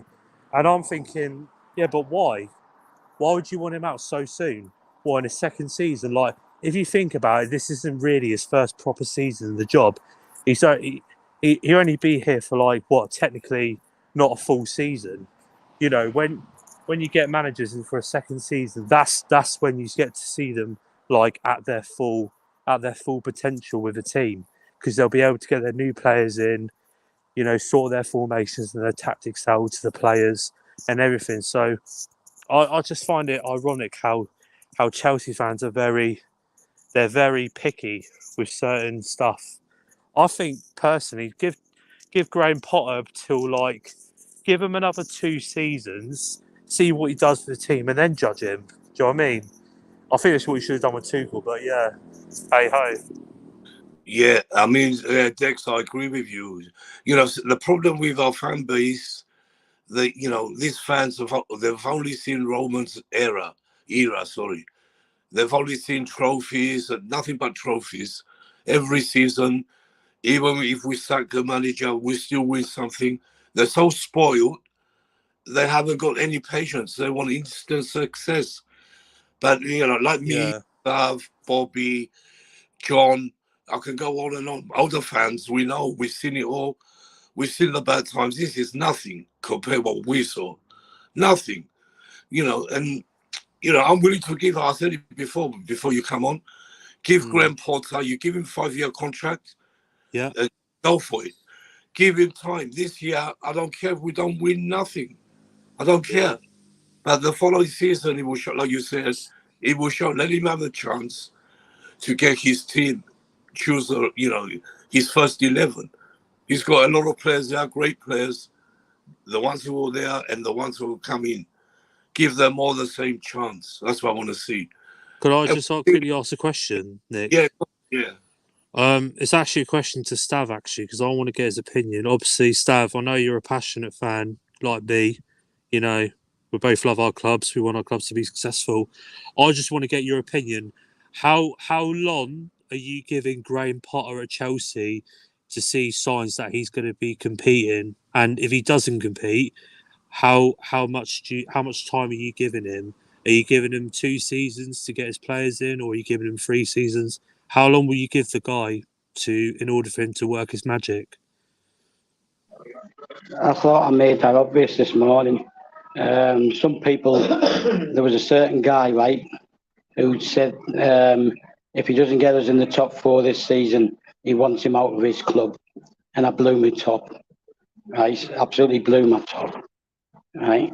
I'm quite willing to give him 2 or 3 seasons.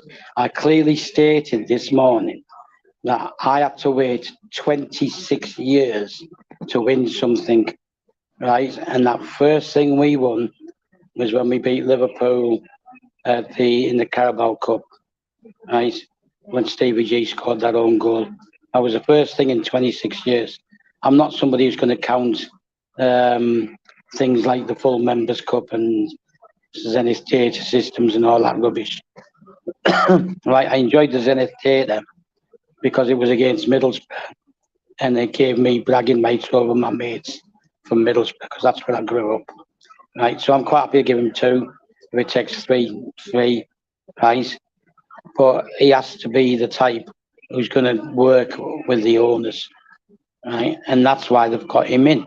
So I have to trust the owners because they're successful businessmen and they've got successful clubs in the US, right? I never wanted an American owner, right? But I have to trust them, right?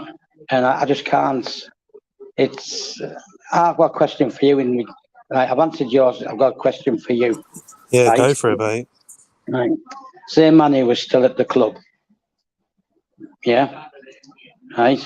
And say Klopp asked Manny and Salah to drop back into wing-back positions as opposed to their natural position, right? And they've got to track back as well and help defend. Right? Do you think they would accept that? Yeah. I think for me personally, I think they'll do a job because I've seen a couple of times, like, I don't know what game it was, but Salah actually like ran all the way back from the attacking third all the way back to help prevent a goal. I can't remember what game it was, but he ran his arse off all the way back. Yeah, but I think I can make the same he would point. do a job. I think he would do a job. I can make the same case, right, for Ziyech, right? He started tracking back. He was getting booked for putting challenges in, right? And he was tracking back to his own box and making last-ditch tackles and winning the ball back, right? And then that's one thing to do it, right? In the odd game here and there, occasionally, right? It's okay, you can play defenders out of position. You can play a right back or a left back. You might have a difficulty if he's got the wrong foot, etc., etc. You can have a centre half plays right centre half, left centre half, central centre half if you're playing three, right? The defence is a totally different thing. But when you're asking people, right, like Ziyech his natural role was a central attacking mid, and Ten Hag converted him to a wide man because he already had the central mids he wanted, right? So you learn your players, you know their best positions, and if you want to ask them to play in positions, right, like Ziyech got used to being a winger, right? You want to use him somewhere else, use him as an attacking central mid where he's had some sort of experience. You can't have Pulisic or Cho, Callum Hudson-Odoi and Ziyech, right? And Havertz. Havertz is an attacking midfielder, right? Who played as an emergency striker at Leverkusen when they had injuries. You're asking him to play a false nine. You're asking two of your three, right, wingers to go inside forward. Then you're asking your fullbacks, right, and they are fullbacks. Chilwell and Reece James are fullbacks, right, and you're asking them to go further up the pitch, and you give them license not to come back, and then you're getting caught out. You're playing 5, 6, 7 people out, right? That destabilises the whole team. And people, because Tuchel won the Champions League, I couldn't care less about the Club World Cup, something that took 2 games to win. I couldn't care less about the Super Cup, right, which is a one-off game, right, which you had already won, and that was penalties as well, right? The only cup that Tuchel won, right, that didn't take penalties, was the Champions League and that Club World Cup. Everything else went to penalties. It meant he didn't have that edge to outthink Klopp. It meant he didn't have that edge to outthink Brendan Rodgers, right? And that's how it went on. But you cannot play. It's okay asking one player to go and play in a position in a one-off game, right, to fill in, right? Like he did with Ruben Loftus-Cheek. He asked him to play DM, right? It's okay doing that with one player. But when you're doing it with 5, 6 and 7 players, virtually the whole of your mid and your forward line, that's not going to work, is it? That's not going to work. You've got too many people trying to make a good job of it, right? And not performing to their full strength. And the difference between Tuchel and Potter will look at his squad. He may see a couple of troublemakers or whatever, right? But right now, he's stuck with them till January. But he'll play them to their strengths in their best positions. Right? He's not going to play 4, 5, 6 players out of position and destabilise the team. Right? And he can mix it up. Right? He can change that system as well if he needs to be. The Tuchel system has been found out. Right? You've got teams like West Ham, Leicester, Aston Villa, right? Brighton. There you go, Brighton. Right? Brentford. Look what Brentford did to us towards the end of the season because they know how we're going to play. You forgot Leeds as well. Leeds is another one. Yeah, well, we won at Leeds last season. I'm on about last season, right? So it all started from last season and it's carried on. We've had one decent performance all season. So they were trying to contact him. They wanted to communicate with him and he didn't want to know. He just gave them a list of players. He didn't want to talk to any of the players to try and entice them. Right, Nick was going on about Rafinha wanting to go to Barcelona, right, and this and that. Rafinha said that if the Barcelona move wouldn't come off, he was quite willing to go to Chelsea. So you get in, right? The manager gets in. He shows him how much he wants him. He tries to talk him, right? Xavi did exactly the same with him. Talked to him, right? He did it with Lewandowski, right? Every player he signed, He's talked to them and he's talked them into it. He talked Dembele into staying because he talked to them. He showed them he wanted them. Tuchel just wants the squad to turn up at the training ground. He prepares them. So, 1 second, I just want to say something to Andy. 1 second. You carry on after, yeah.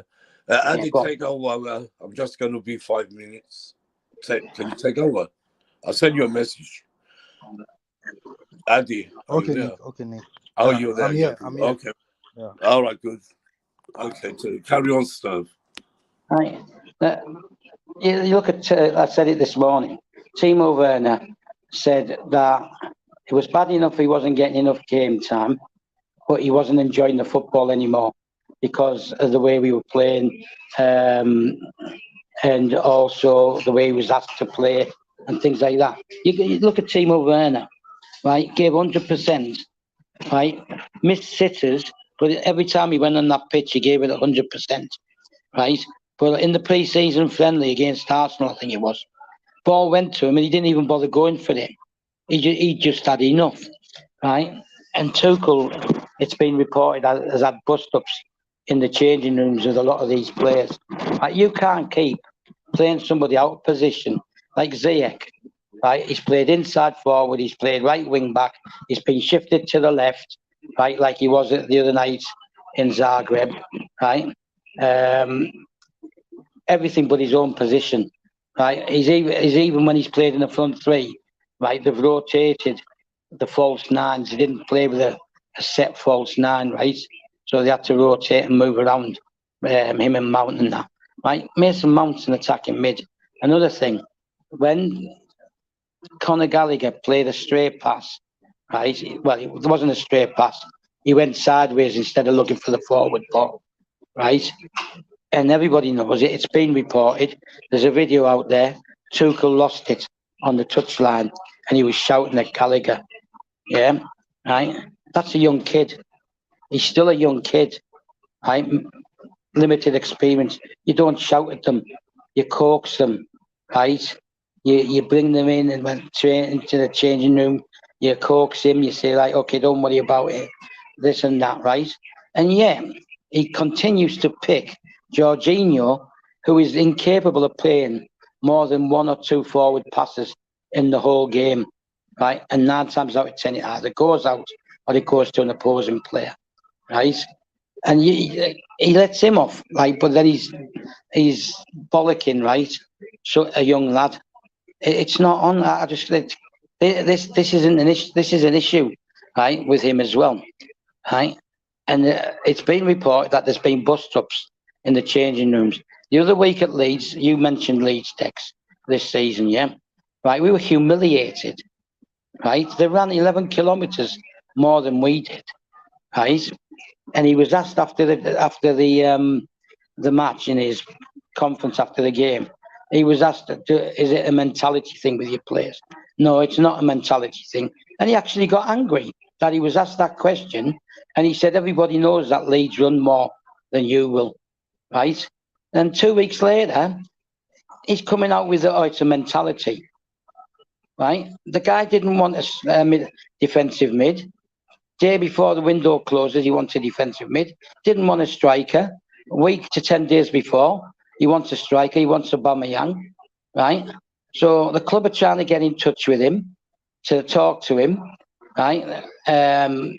It's the club that wanted Anthony Graham, not Tuchel, right? That's been widely stated, right? It was Bowley's statistician, data man, whatever. They did a data check on him, and they were impressed with his data. And there will have been some input from the academy as well. These young guys we bought, right? That's come via the academy, not Tuchel. Everybody thought that Chukwuemeka was Tuchel's signing. He wasn't, right? It's all coming to light now. He just wants to go to the training ground every morning, coach them, right? Do some training, and then on match day he wants to pick the team, give them a few instructions and stuff like that. But you can't.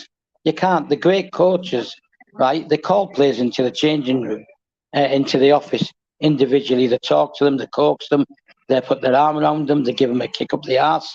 Right? The top guys know what each player needs, right? And Tuchel didn't want any of that, right? They wanted him to speak to players that they were trying to sign that were on his list, and he didn't want to talk to them. So he generates this public image that he's a good talker and all this kind of stuff. Personally, I think he either isn't as good a talker as everybody thinks, or he just doesn't want any involvement other than training ground and match day. Right? A lot of people, a lot of Chelsea fans and other media, right, other channels, give him the job of make him manager, give him full control, make him manager, let him deal with the players, let him talk to the players, let him decide who he wants, let him talk to these players that he wants. And he didn't want that.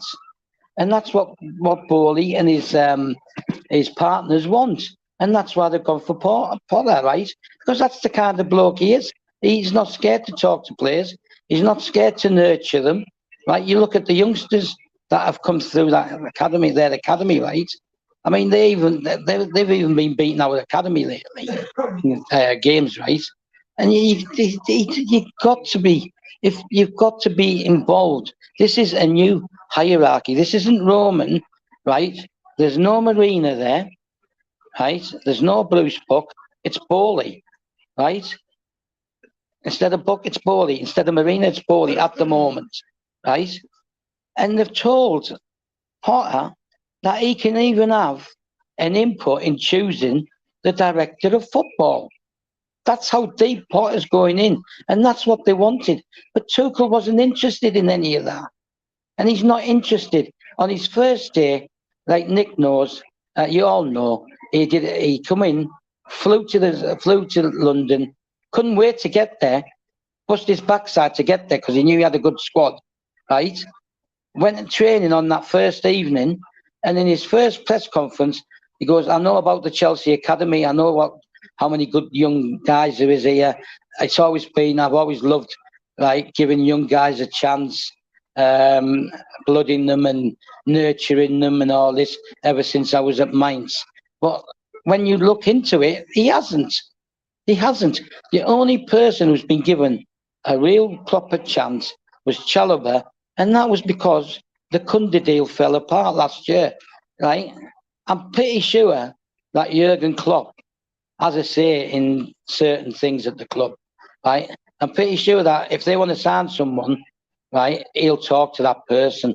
Right? Oh yeah, 100%. Yeah, right. And you're looking at like whether Trent Alexander, whatever his name is too long-winded for me. Right? He come through the academy, didn't he? Yeah. Yeah. Mm-hmm. Right. Robinson, you bought from Hull, I think, didn't you, or somewhere like that? Right, but a young guy, right? Who else has come through your academy? You know what I mean? There's two or three. Yeah, right. Now, no one is saying you have to play these guys every single game, right? You develop them slowly, you give them game time, right? You let them play in the cups, right? Wasn't it Klopp who allowed the whole under 23s to play in a cup game, and he let the manager take over the game as well, right? This is how you do it. You inspire the young guys, right? You inspire them. Colwell, Billy Gilmore, right? All these guys, right? They just left because they knew, right, that he wasn't going to pick them. Billy Gilmore, right, is an outstanding talent. You will know from that game, his debut, right?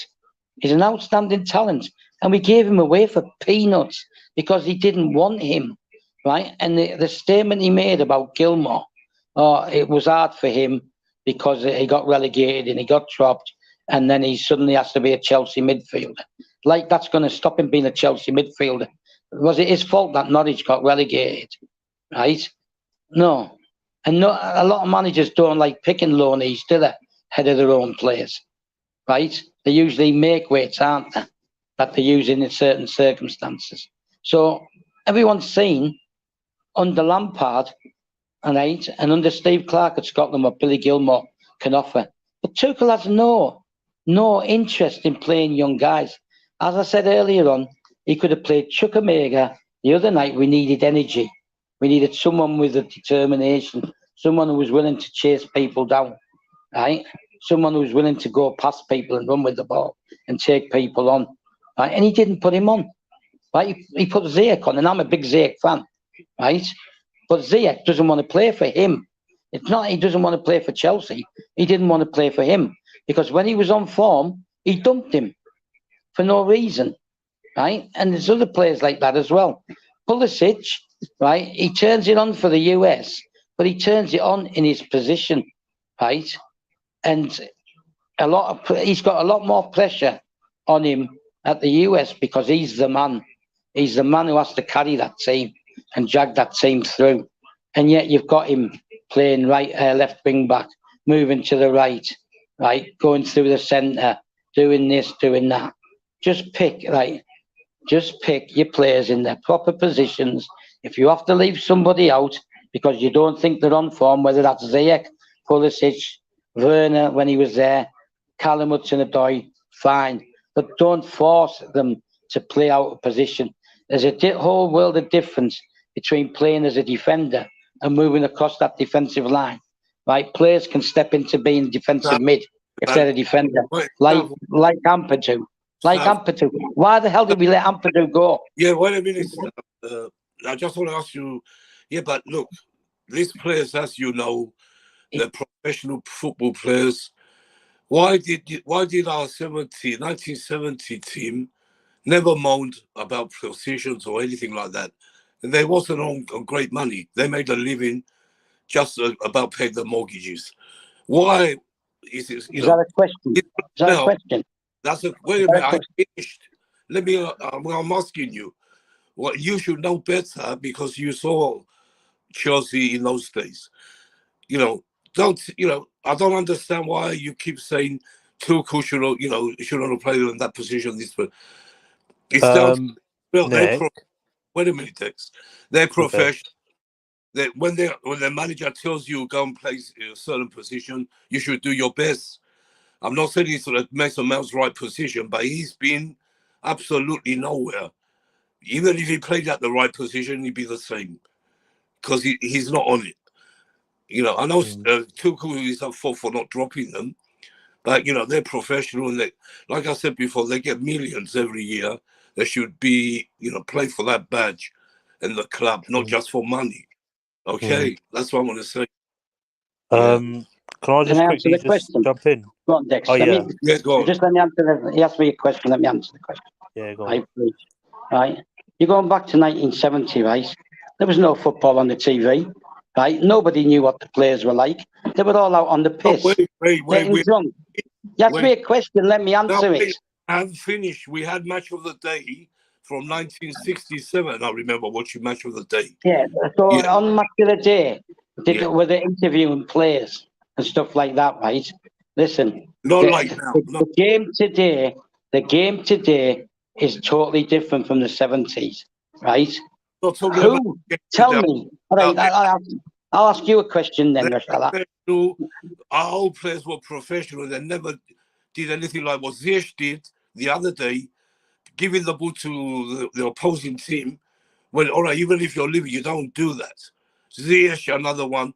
Ziyech, Pulisic, Havertz. All right, Havertz was okay because he was dropped, so he had to show something. And Mason Mount, what's he done this year? Tell me. It's not all the manager's fault. You have to get it into your head. It's not Tuchel's fault for these players. I don't. Right. Are you done? Are you done? I don't have to get nothing in my head, Nick. I already answered this. You cannot destabilise a team by playing 5, 6, 7 players out of position, right? In a way they don't enjoy. You can shake your head all you want, Nick. You cannot destabilise that team. That's down to the coach, right? That's down to the coach.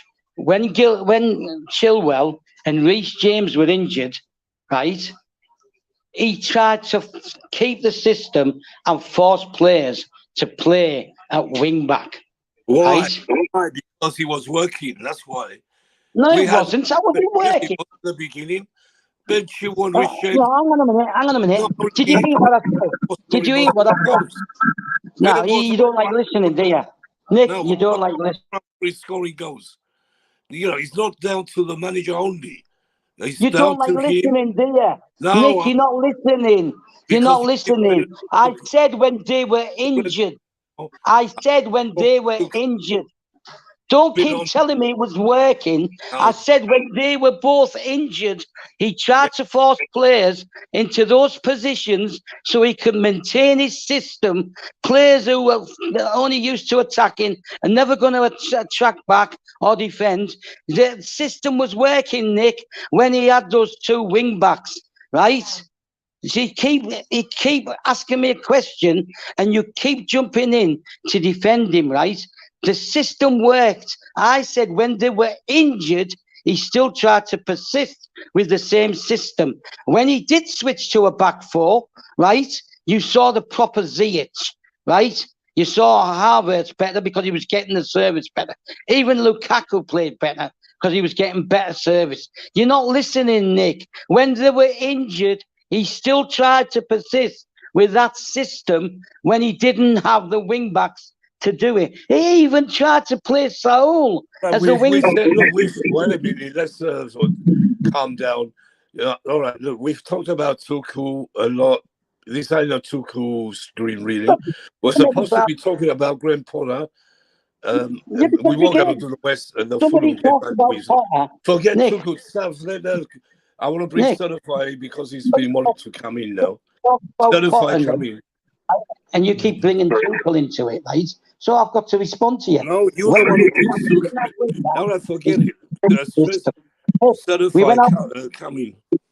We went out of the Champions League because of Tuchel insisting on playing that system in the first leg. When he switched the system in the second leg, look at the difference. Look at the difference.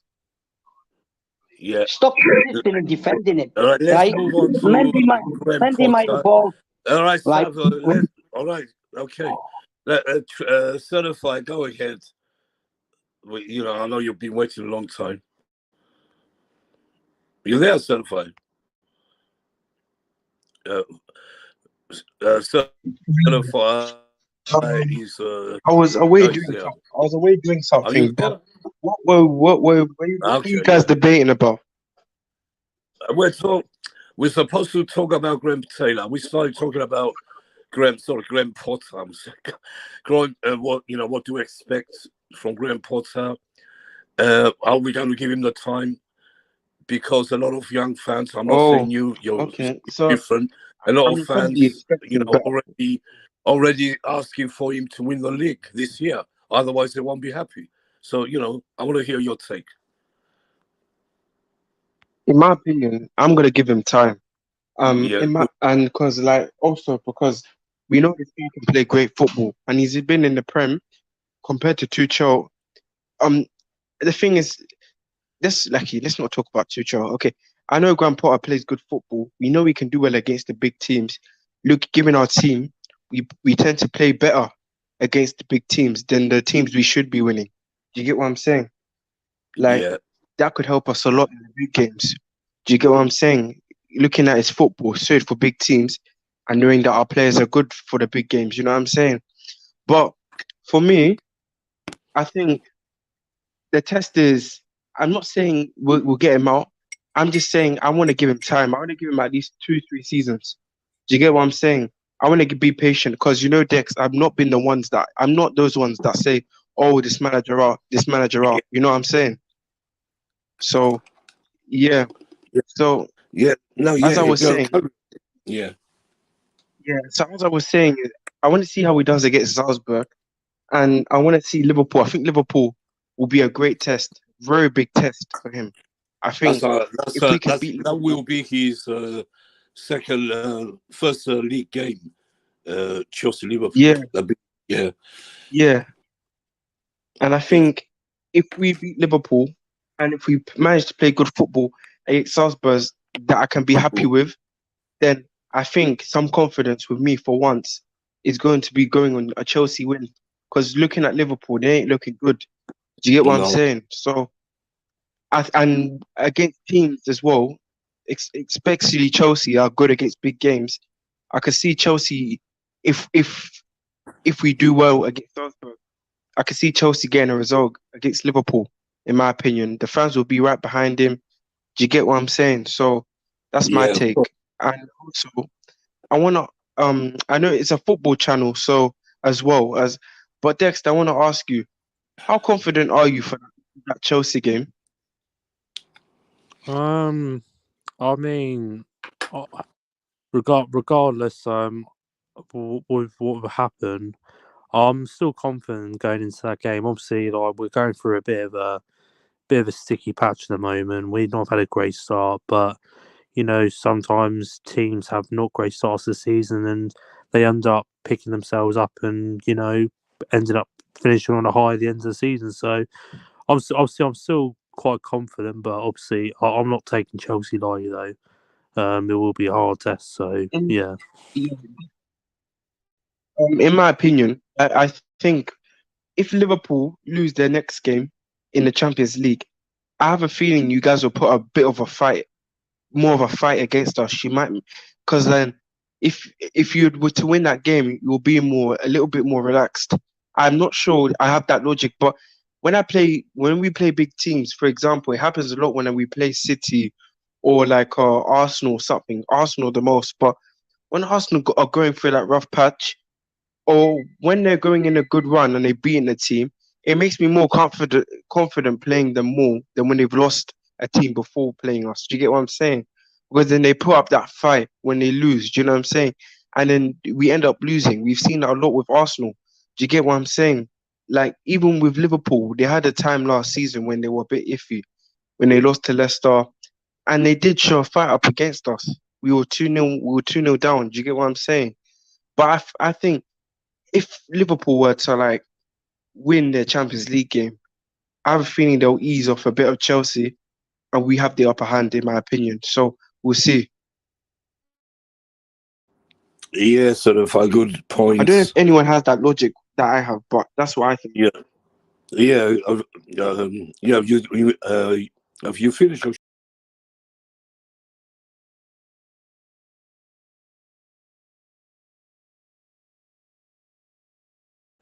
Where did Oh, Nick go? I have no idea. Oh, he's come back. Yeah, But Dex, go Dex, do you have ahead. that same view as well? What view? Well, you Well, didn't listen. no, I did, but I forgot what you said the last bit. Yeah, Oh, yeah, no, I remember now. Yeah, you said uh, about if we win the Ajax game, we'll be a bit more relaxed going into the game. yeah, Yeah, if you win that yeah, game. Yeah, no, I agree. I think agree. I think I think if we do win that Ajax game, we'll definitely be a bit more like less. We'll be more calm going into uh, it. But I think we got. But I think we'll learn from our past mistakes, go because we keep doing it, and I don't think the players will have to. And I don't think the players should be doing it though. If I'm yeah. honest. I mean, it could go the other way, sort of fight for me. You know, if Liverpool beat this the next Champions League game and come to Chelsea, you know, it could depends. For me, it doesn't matter really. It's on the day. If we play like we should play, we can beat any team. We have to turn up like we usually do against Liverpool. We always play good against them. So I don't see any other reason why we shouldn't. Doesn't matter what manager we have. We usually turn up. A massive game. So yeah, go ahead, Dex. You wanted to say something? Yeah. So obviously, I've got a bit of a question really for you, Nick, and Stav. Like, I've been thinking about how to say this question because I was thinking about it this morning when we were in the space on Twitter earlier with everyone about Tuchel and Potter. Obviously, this isn't the same situation, but it kind of is in a sense. Um, so obviously, like with us not doing very well, there's a lot of fans in our fan base that are starting to question and doubt Klopp being at the club and saying that the players have lost the hunger, they've lost the fight, they're too tired, they're knackered, performances and stuff. They haven't been up to scratch. I just want to kind of like answer you both this question.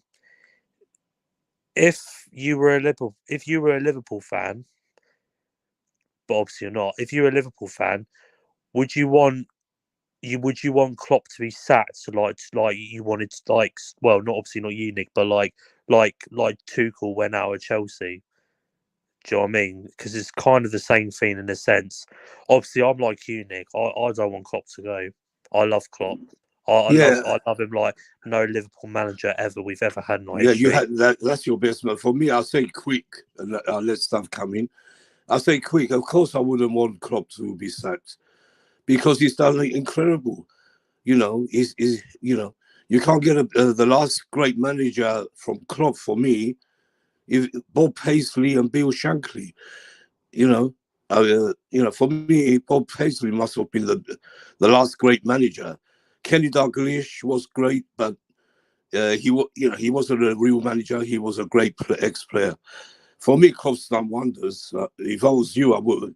A Liverpool fan never would want Klopp to get sacked. No, no. That's what I think. Let's see what he thinks. No, I wouldn't want him sacked. I said, I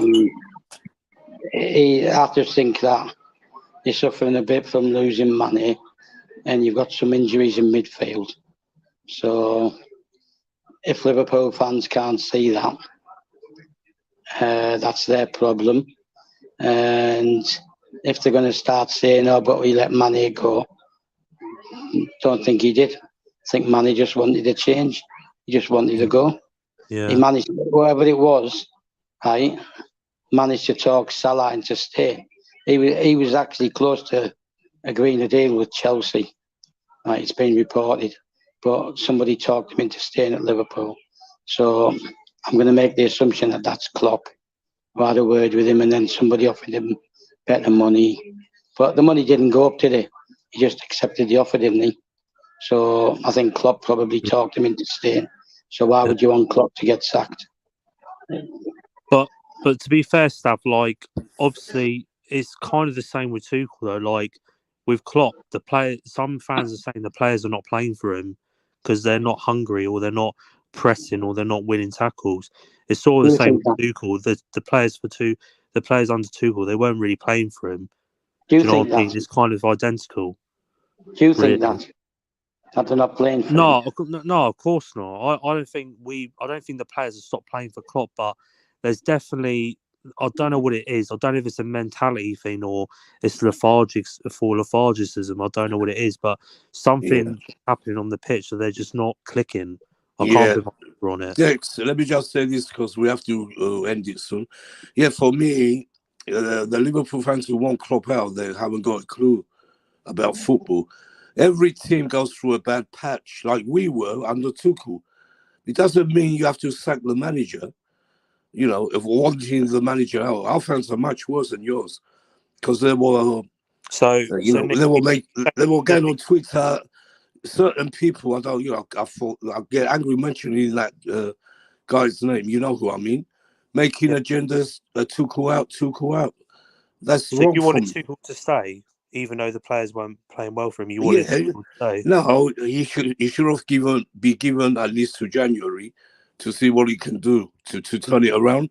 Like Klopp will be given time to turn it around. That's what you do, but you don't sack them after 6 games. Anyway, we have to end the stream. Laddie just text me. The time is running out.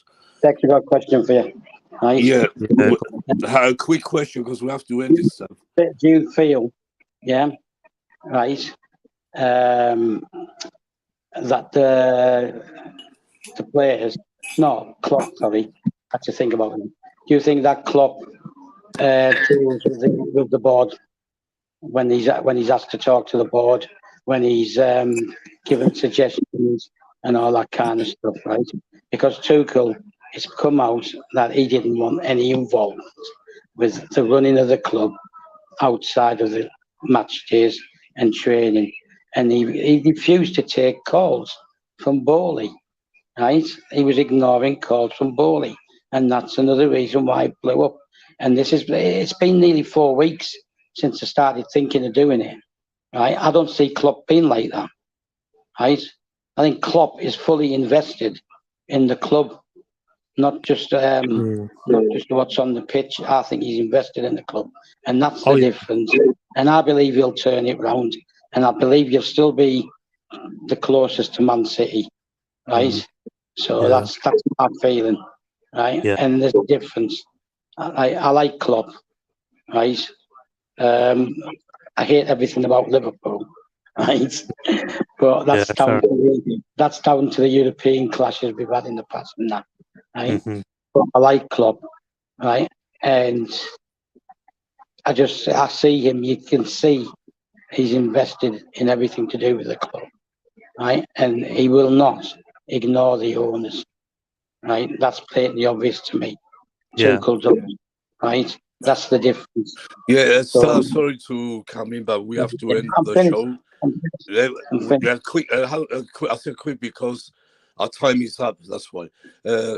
Just finish it quick, please. Yeah. I'm finished.